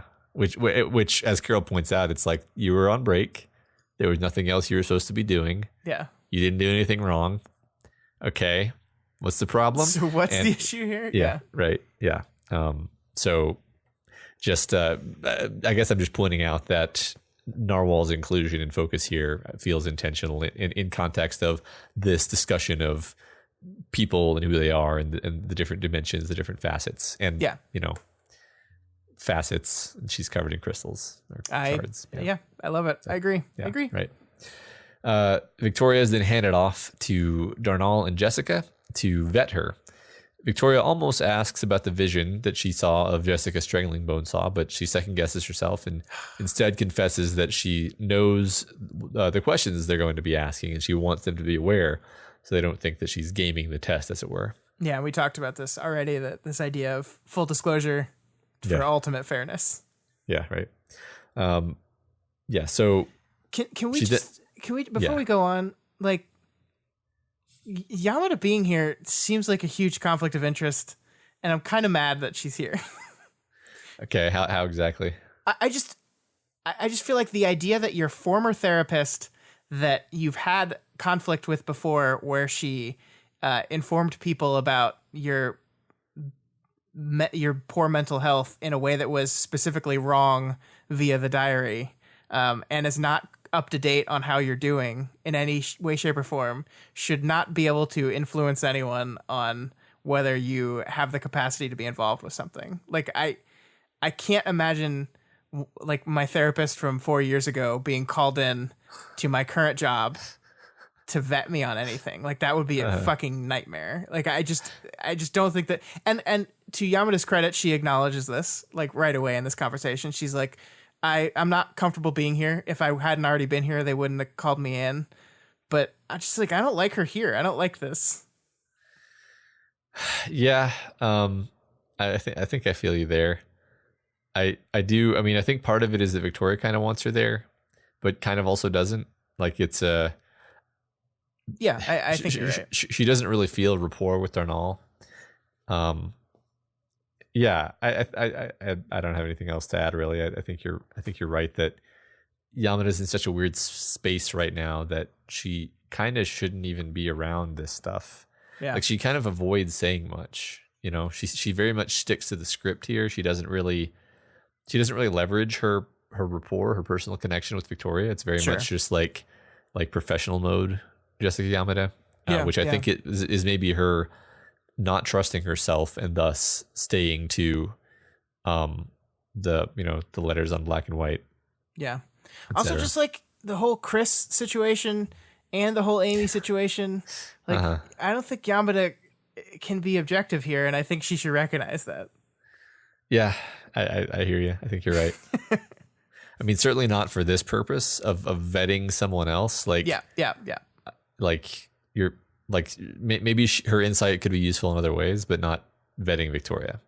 Yeah. So I've seen this theory floating around on the old subreddit, Matt. So I'm going to ask you the question. Is Yamada a cape now? I don't think so. Because the reason I don't personally like it is I just don't like it because I like there being prominent non-parahuman characters in the story. And if you make her cape, fine. Now she's parahuman, and that can be interesting. I'm sure that there can be a way that that's interesting, where we say, okay, well, something particularly bad happened to her, and trauma is that the power is a metaphor for trauma, and so sure.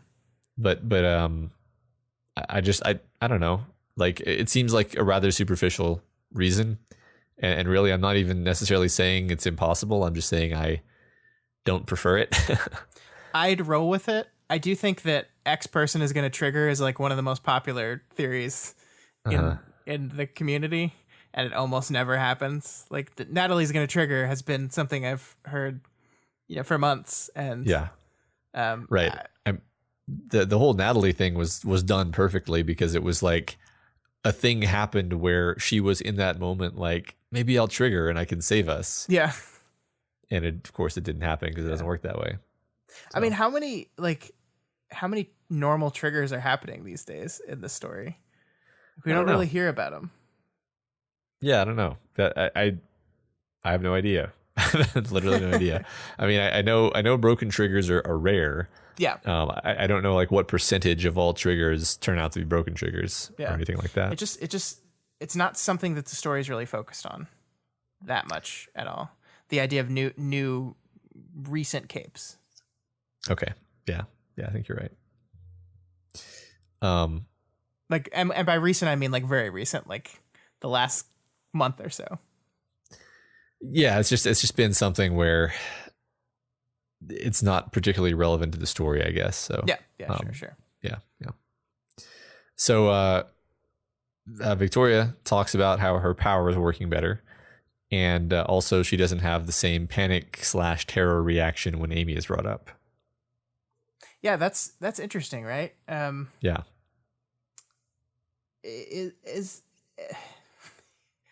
I mean, it's interesting that like she sees the control of her power, like she's gotten a hand on her power, and I think you and I have been talking about over the course of this story about how Victoria's ever-changing reaction to Amy and when she's brought up, and this is kind of the text explicitly mentioning it, but it's connecting it with control of her power a little bit here.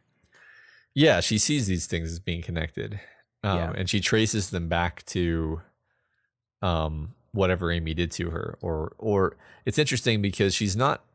I don't think she's 100% explicit about like, oh yeah, it was definitely all when she touched me. She traces different things happening since that point in time, and she's really not too certain of anything. Yeah. But I almost think, I mean, we're going to talk about it. I almost think she explicitly says that none of the gains she's made have anything to do with Amy touching me. Yeah. I don't know. It's interesting because I've seen some disagreement about this in a lot of places, and I have my own position, which is that I do think that, I mean, I think that Amy opened the door, and that the shard has taken opportunities since that time, particularly when she's in places with a lot of weird portal shit going on, to take advantage of that door being open. And that's my mental picture of how this is all unfolded. Yeah, and that's the one we talked about last week, and I think that's the one I still kind of agree with here. But I think Victoria does make a case in this chapter for how that's not accurate, right? But then you have to ask: is she saying that because she doesn't want it to be true? Sure, I don't know. I will say that every time in this book where I've disagreed with Victoria on her interpretation of something Amy did, the book has come back and told me I was wrong. so like it still makes thematic sense to me. It still seems like structurally it's been set up to where the door was opened by Amy, and then the rest of this is a result of that stuff. But I don't want to doubt Victoria here because it's bit me in the ass before. Yeah, I mean, we're definitely supposed to believe that Victoria has a pretty good read on her. So yeah. I mean, we'll see that conclusively in this later in this chapter as well. Right. Well, setting that specific question aside, I think one of the most important things here is that she finally forces herself to confront what happened to her in that Shin prison. Yeah. And then as she's confronting this, the terror does arrive, and she starts having to focus her attention on physical details of the room, like a sticker on a chair, and she's making herself walk through the implications of Amy having used her power on her. And what we find is that Victoria, like, she knows, like she's right. She guesses that Amy did something to her and then returned her to normal, and she even guesses that cloning her is a possibility, although happens to not be realized yet, as far as we know. So like all this stuff where we've been saying Victoria just isn't coming to grips with this. She's ignoring it. It's like, well, I think this has been simmering. I think this has been in the background this whole time. I think you're right. She just hasn't wanted to look at it or say it out loud. And being forced to talk about it here is making her have a panic attack, basically. Yeah. But maybe gets her to a better spot. I don't know. I think talking to therapists is good.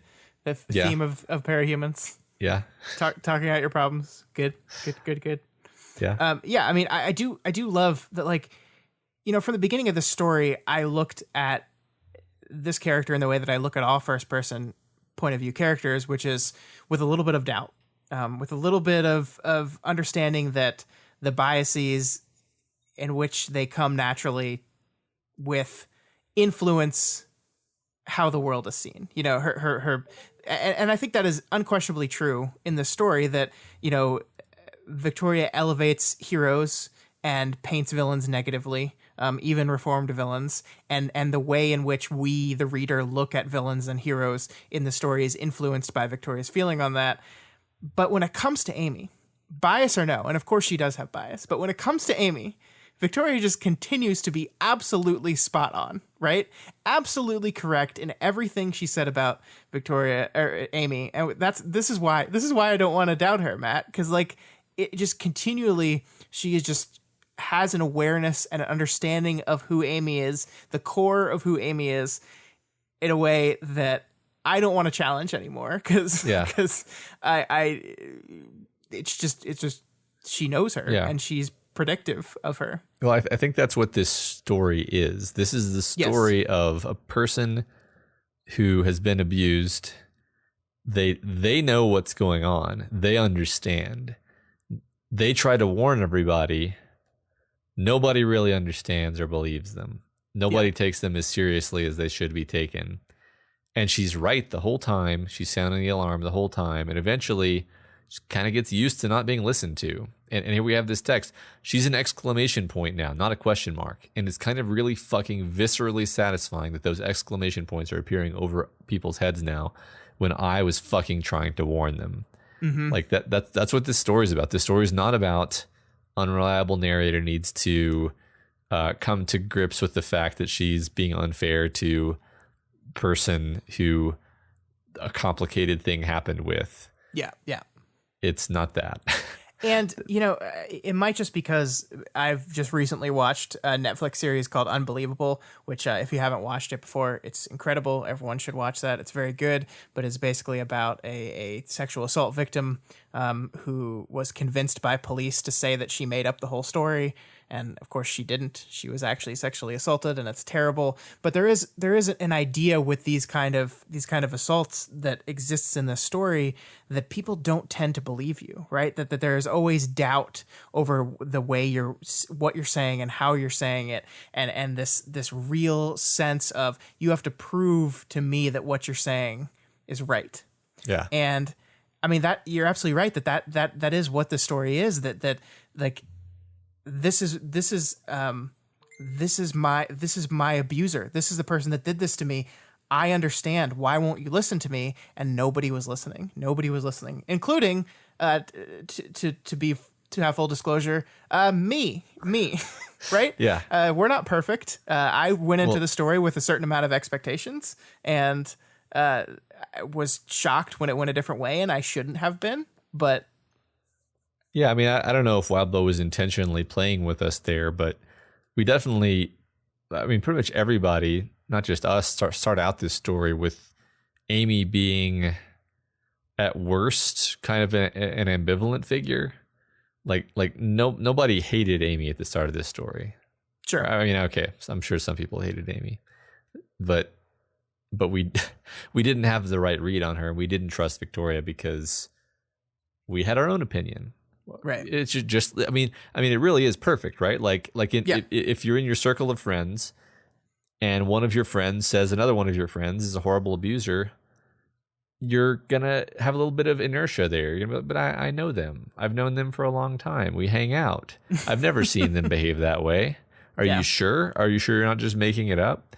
You know what I mean? Like it sucks that this is true, but this is a natural and you know, difficult to avoid aspect of the way we navigate the world. Yeah. And I think this story is looking at that head on and challenging that and saying, hey, no, listen to people. Exactly.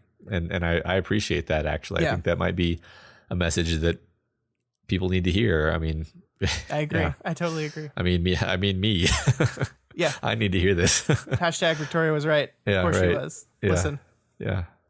So Victoria does convincingly argue that Amy probably didn't implant any latent or slow acting changes as part of a long-term plan.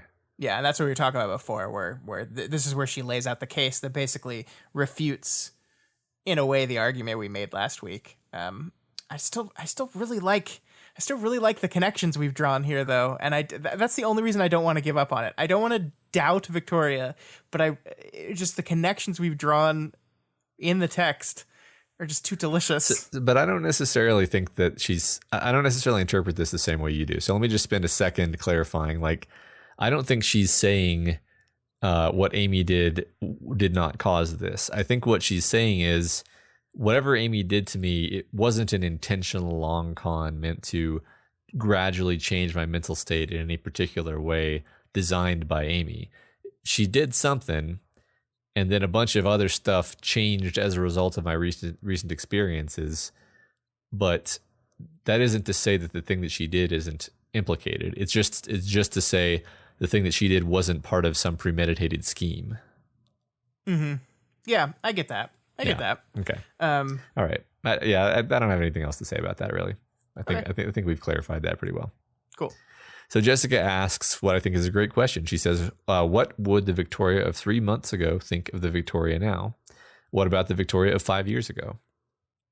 And to answer the question of 3 months ago, she says, because basically I would barely be recognizable to her because she's, to the me of right now, paralyzed, trapped, secretly terrified of every dark corner, and going back to that terrifies me. And then in reference to her 5 years ago, I see her as a brute, a barbarian, someone who hurt others because she thought of it as justice. And then on the converse side, maybe because I'm only living half a life and she fought too long and hard to maintain that half, I'm ignoring, despite everything about how we were raised making it so much harder to maintain. So basically, mutual incomprehensibility and judgment coming from both sides of the past future Victoria dichotomy in both cases. Yeah, I mean, I think it's a fascinating question, and I love that the answer is basically like any version of myself would hate any other version of myself at any given time or be disappointed in. Yeah. And I think that's kind of just a central truism of people. Like, I think I look back at past versions of myself and I'd be like, oh man, how was I like that? Right. And I think that person would look at me and be like, oh man, go for a run. So like, I don't know. I think I like this, and I like this as just like, you know, we talking so much today about identity and how identity is malleable and changes and shifts and moves around, and it's ever changing, and so it really gets hard to pin down a central definition of who is Victoria, who is Scott, who is Matt. Well, that's constantly changing. Yeah. I don't know. And the version that I am now might not like the version that I was, but the feeling's mutual. Right. Yeah. I love that you're calling back to that. And really a lot of what we're talking about here with Victoria in this moment has nothing to do with shard stuff. It's just, just changing over time and having bad things happen to you and having that motivate life changes and perspective changes and changes in the self. And yeah, there's some shard fuckery in the middle of this, but that's not, you know, that has nothing to do with the difference between Glory Girl and Harry's, really. Mm-hmm. Yeah. So Jessica then asks if there's a path back from here to a place of balance for Victoria. And Victoria admits that even before she had powers dominated her life. That balance, Victoria, never existed. Yeah, and this, I really want to talk to you about this because this is interesting, because throughout this entire arc, we've been inundated with people without balance, right? Crystal, Carol to a certain extent, Vista for sure, Victoria herself, Narwhal. We've seen over and over and over again these characters who do not have that balance, don't have it. And then we have Jessica coming back into the story as a person who their primary thing has always been this balance. I mean, what do you think the book is saying with this? Like this realization that balance in this instance is impossible. I don't know. I mean, I like, personal opinion, I don't know if Jessica has ever really appreciated fully how, like, what she's asking of these people who have these alien parasites in their brain. I mean, I get that, like, I think she's coming from a good place, but I think that Victoria actually has a point here when she's like, look, like it doesn't work that way, especially not for her. I don't know. I don't really know. What do you think? I don't know. I mean, I just think like one of the things we've been talking about in this book so much is this idea of identity and recovery and these things and how these things are different for every person, right? I don't think that like there's this ideal balanced person that exists within every person, that you 50% balance work life and home life, or in this case cape life and personal life. Like, I just don't think this exists in perfect equilibrium from every person, and each person needs to carve out what their own wants and needs are in that regard. And I think Jessica's been a little inflexible on that. And look, this book has shown that Jessica fucks up and makes mistakes and makes assumptions about people based off of some of these core understandings she has of them. So she's not the paragon of correctness that I think she was for a lot of people in Worm. So I think a lot of this is challenging that general understanding of Jessica and coming to a place where maybe it's okay to be really into this for now, Maybe it's okay to be like super into work for the next few months.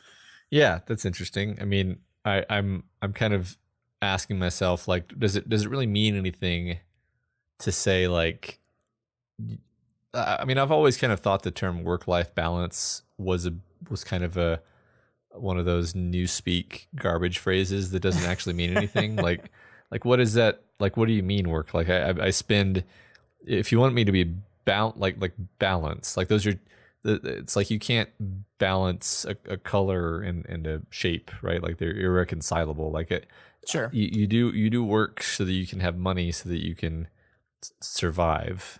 It's not a balance, it's a cycle, right? Like it's not I don't know. I'm trying to grapple with this in real time here, but I'm imagining like a firefighter or a police officer or something, where you're basically in dangerous, stressful, unpleasant situations. And what does it mean to be balanced if your life looks like that? And it's like, I have no idea. How would you know if it wasn't balanced? What would you do to rectify that? I literally don't know. Like, I think I kind of get what Jessica Yamada wants, but I also get why it's a frustrating thing to be told. Sure. Yeah. And I also understand on the other side that, like, completely committing yourself to just this one thing is it maybe in the long run not a great idea either. Yeah. True. I think there is a danger for Victoria that this quest for control, this quest to seize control of her shard and is connected to this cape identity becoming her whole identity thing. And I will see what happens with that, but I could very well easily see the book making a point about that being an unsustainable equilibrium. Mm-hmm. And I don't know. I mean, like, it has been, in the Taylor sense, it was an unsustainable equilibrium. Yeah. Dauntless seems to have sustained it for now. We'll see. Sort of, yeah. Sort of. I mean, yeah, like sustaining your giant mountain man. Right. There's still something left of him, at least. Yeah. Yeah. Yeah. So Victoria is then cleared by the psychologists, and the chapter ends. Thanks, guys. Yeah. Did you think? I felt like the way Narwhal phrased it was that the clearing of her was an inevitability and really just a checkbox for her. Yeah, possibly. I mean, it seems like they need her.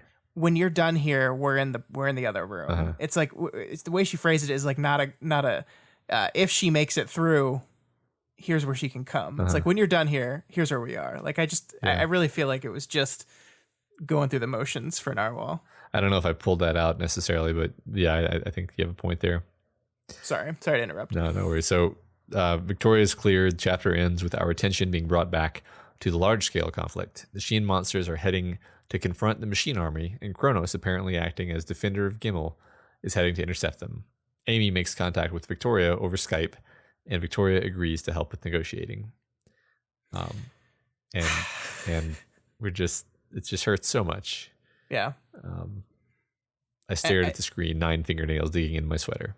All right. Yeah, we didn't talk about the recurring motif of this chapter being Victoria's several times, like, draws attention to that missing fingernail anytime she's thinking about Amy. Yeah. Do you think that could also be kind of a neat callback to the 5 page break, the old morning symbols denoting. It's just kind of an interesting like fingers and touching being a symbol of Amy and Amy's influence. Yeah, absolutely, 100%. Yeah, I like that. Yeah. So Cool. we kind of talked about this already, but I want to conclude the chapters on this. This idea that this feels like the beginning of the end a little bit here, just because like everything is coming together in a way that it hasn't in the past. Like Amy has been a part of the story since the very beginning of it. Of course she has. It's Victoria. It was always going to be that way. But this is now the point where the ongoing conflict going forward is direct, like the Shard shenanigans and Victoria's quest there and Amy have now kind of aligned themselves in a way that like you kind of see when all these disparate plots kind of start aligning themselves to be one plot going forward. And that to me feels like we're starting to get to the end. Also this idea of identity, which is something we didn't talk about, but I really feel like we've been talking about the theme of this book as recovery, and I still think it is. I still think it's an important concept that this book is dealing with. But the question of who am I, the question of identity, is more a through line for our protagonist than recovery has been, right? I mean, that has been true of Victoria from the very beginning. This idea of who she is, defining the facets of herself way back in the very beginning of the book, like the scholar, the waste, Glory Girl, and Terry's Victoria. This has always been something that Victoria was struggling with, and this is always going to be, in retrospect, the place where we were going to go. And so that coming to the forefront, it just feels like, and the end could be 6 more arcs. I have no idea how long the end is going to be in the book this long. What the hell is the third act? I don't know. But I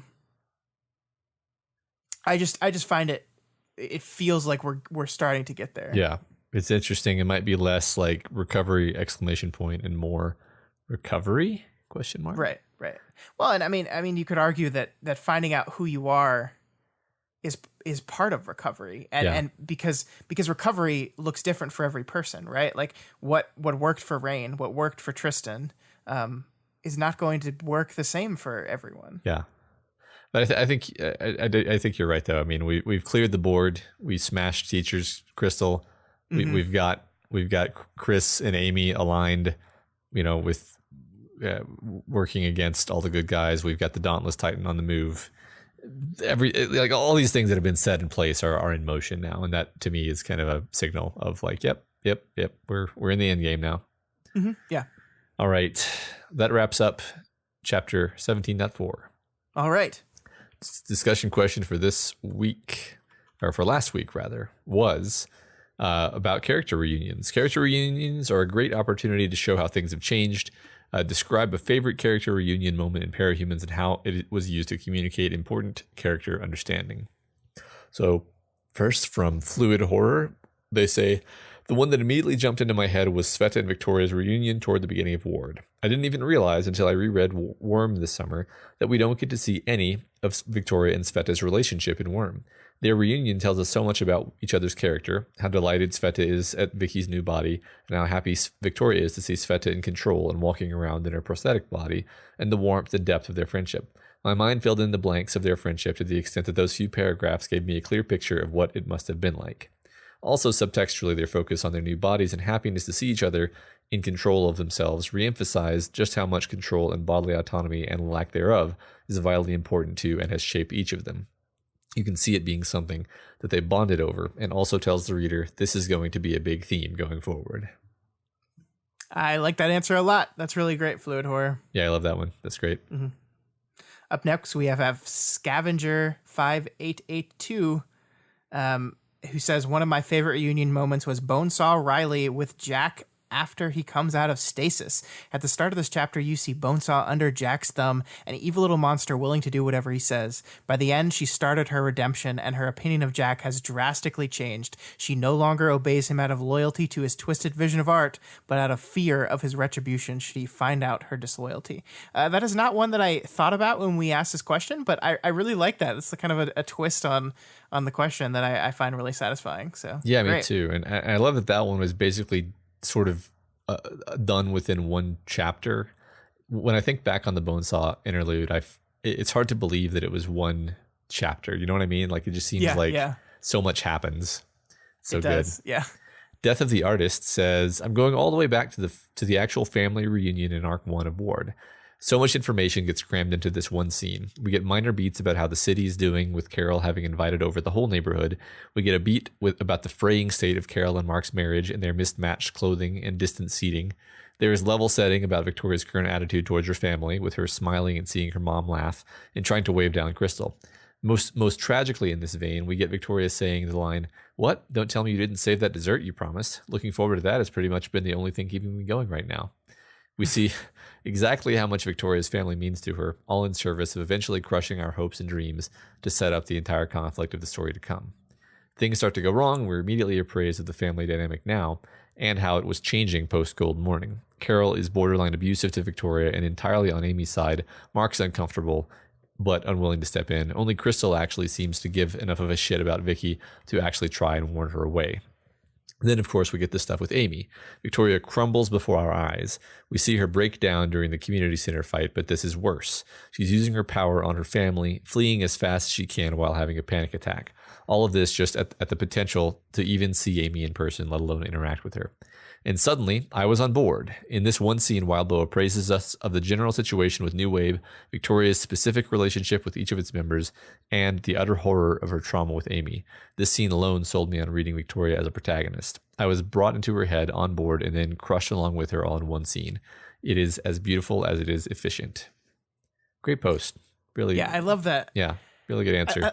I love this idea of looking back on that scene as almost a what could have been. Yeah. And I think Death of the Artist really accentuates that here. Like, had Carol and Mark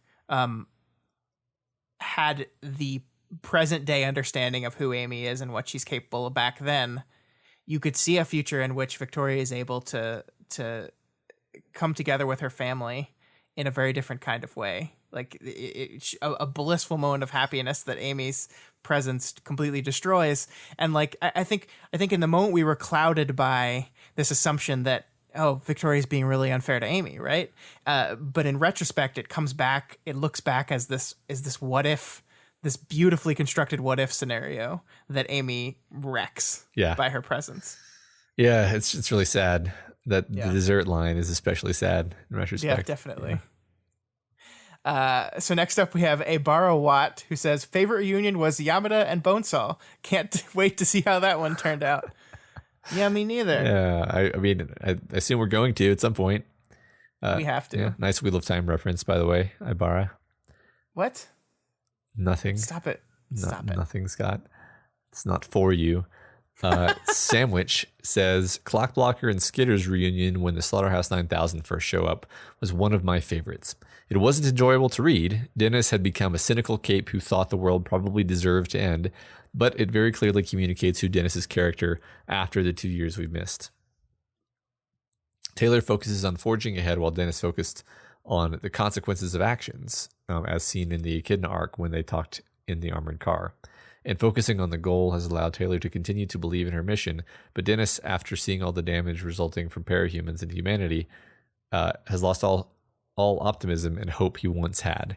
Reading scenes with Clockblocker after the time skip always stung, but it made sense how he became like that in a world so horror-awesome. Good. Yep. I like that a lot. Yeah. Yeah, I mean, that was a good one. It did seem like a good payoff. It seemed like we didn't necessarily know that we wanted to see those two talk again, but when they did, we were like, I see. Yes, good. This is good. This is good storytelling. Mm-hmm. Mm-hmm. Up next, we have Muns for College, who says, I like Imp's meeting with Taylor after the time skip because it shows how Imp has matured, seeing as how she doesn't kick the shit out of Taylor like she said she would if she hurt her brother, but she still duly punishes her for being a dog shit girlfriend by needling Taylor about Brian dating Cozen. The difference in subtlety between the setup and the payoff there are really something. Yeah, I remember enjoying that a whole bunch too. It was a fun little meeting, and you get to see both a more mature but essentially still Aisha. Yeah, I mean, I think that's everyone's favorite thing about like the ending part of Worm is Aisha, just in general. Yeah. Niall Supernim says the reunion of Sveta and Victoria at the start of Ward is great because it's just a little espresso shot of pure happiness. Weld even says as much. It's extra poignant because they're seeing each other's bodies for the first time, and that fact really drives home how unbearable their shared time in the asylum must have been, not getting to really connect with someone you love the way you want to. That said, all of that is being communicated through a language of joy, and it's just delightful. But now I want to compare this to the reunion with Clockblocker because I feel like it serves a very different purpose. Was he? So then there's a chunk that's quoted here about and they're talking about the Clockblocker reunion that just happened. So basically talking about how Clockblocker is different now. He's more jokey.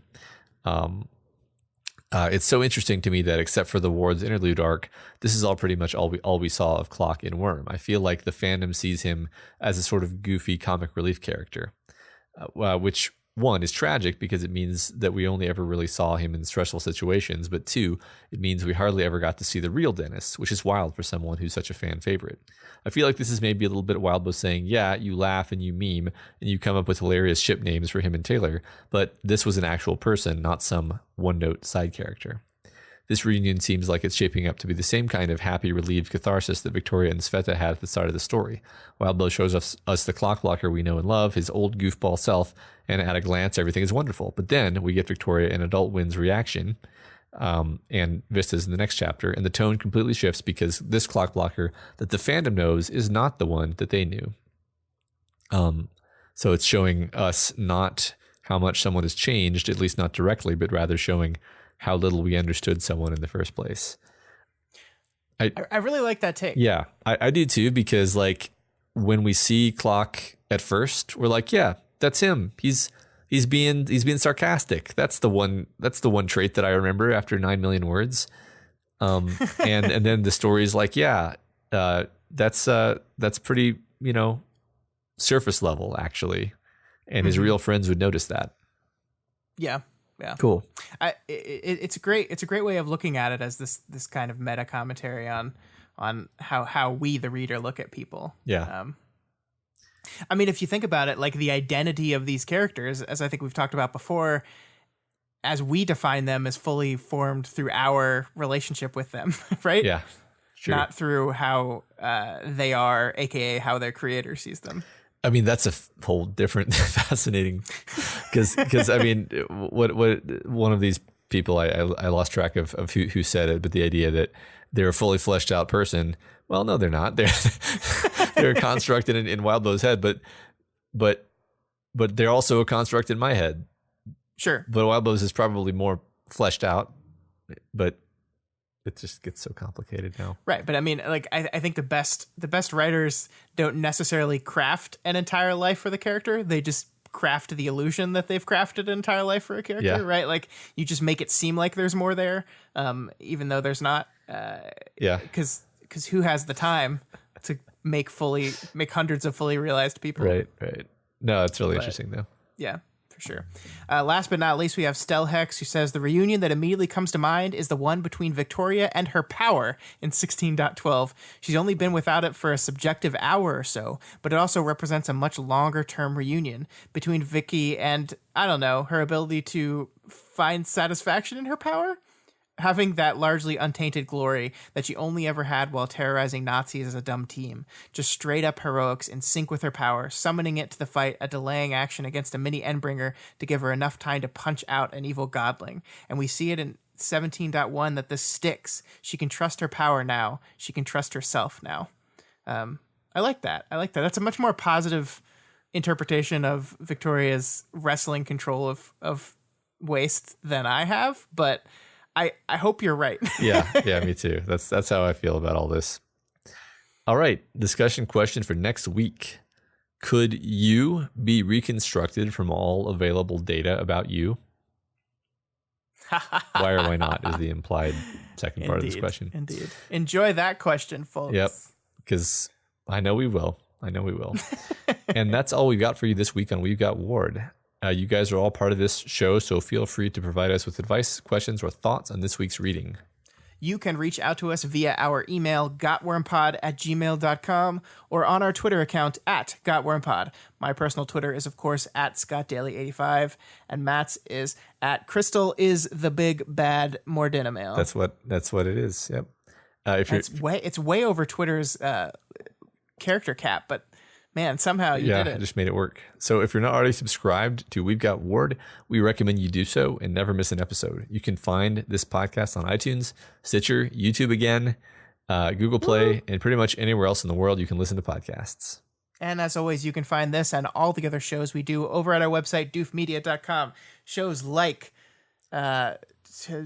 Matt, like what? So Do the Right Thing. The words this week are sneaky, stranger, stick, thoughtful. So now that you've been primed on that, go over there, write your story. Yeah, and if you didn't catch last week's episode, and by that I mean this week's episode, Wildbow himself submitted another story to them, and it's a great read. So check out the Do the Right Thing subreddit, check out the podcast. If you're a writer, participate in the podcast, write, because it's fun. It is. Matt does it every week. I don't. You should though. But everyone should. Everyone. Matt does it for me. Oh, so. is that what that is? Yes. The Media MD guys covered Dairy Girls, which was actually a while ago, but that's kind of how their podcast works. DERRY. They seem to like it. I started watching it the other day, and it is great. I love it. I'm only 4 episodes in, but I love it. I have to put subtitles on because they're very Irish and very difficult to understand, but it's great. And they're also up to 12.3 in Deep Impact. So, if you haven't caught up yet, they're getting along. They're getting deep into that story. So it's not too late to go deep with them. It's not. In Pack. You can catch up. You can, because they have shorter episodes than we do. So you're not. How do they do it? I don't know. So, but the point is, you're not committing to the ridiculous thing that you're committing to when you listen to our ridiculous length show. So. Maybe it's because our outros are 35 minutes long. And because we just talk like we're doing right now. Exactly. Good point. So if you like any of those 12 shows and you want to support them, consider donating to our Patreon at patreon.com/doofmedia. You can donate $1 a month or whatever else you can afford. Supporting us on Patreon gives you tons of great bonuses, like voting in our quarterly fan art contest and our costume contest, which is going on right now. Hangout sessions. There's going to be a really cool hangout session this week. I'm not going to be there because my eyes are going to be lasered. But Scott will. And I will. Access to live streams of our recording sessions. And of course, the Discord chat, which is pretty fun. Just pretty fun? Very, very fun. Extremely fun. The most fun you will ever have, ever. Super fun. And as always, of course, while you're on Patreon, go over to patreon.com/wildbow. Donate some money to Wildbow as well. This is his world. We're just playing in it. And this week, special thanks to new patrons, Bidoofs, Riley H, David D, D6E, Ty M, and Stan S. And also new Doof dancer, Hannah C. We really appreciate all of y'all, and thank you so much. Thank you guys so much. It's amazing. I love it. King Slingers is happening. It's happening. I'm so excited. I finished Gunslinger over the weekend, or my pre-show reread, and now I'm taking notes and dividing it into episode sections. So it's happening. Yeah. It's happening. I'm just waiting for you to tell me when to start reading and how long to read. It's going to be soon. Right. It's going to be soon. All right. If you cannot afford to donate right now, that is absolutely okay. We still love you, and there are still tons of ways to help us out. You can share this podcast with everyone you know, and you can leave us a rating and review on Apple Podcasts or Stitcher or whatever program. Like so many programs these days let you leave reviews on them that I don't even know about, so you can do them there. And if you do that, email me and tell me that so I can go find where that is and read it, because we like to shout out you guys that take the time, because it really does help us. It means the world to us. So thank you, those of you that have taken the time to do that. We don't necessarily have any means of seeing those, but it's like, especially if you live in another country, because usually they're like country locked, and there's like one program I found that collates them, and it yells at me if I try to do it for more than one podcast. Yeah, it really makes a lot of sense that you wouldn't be able to see what people think in other countries about podcasts. Yeah. Anyway, that's all we got for you this week.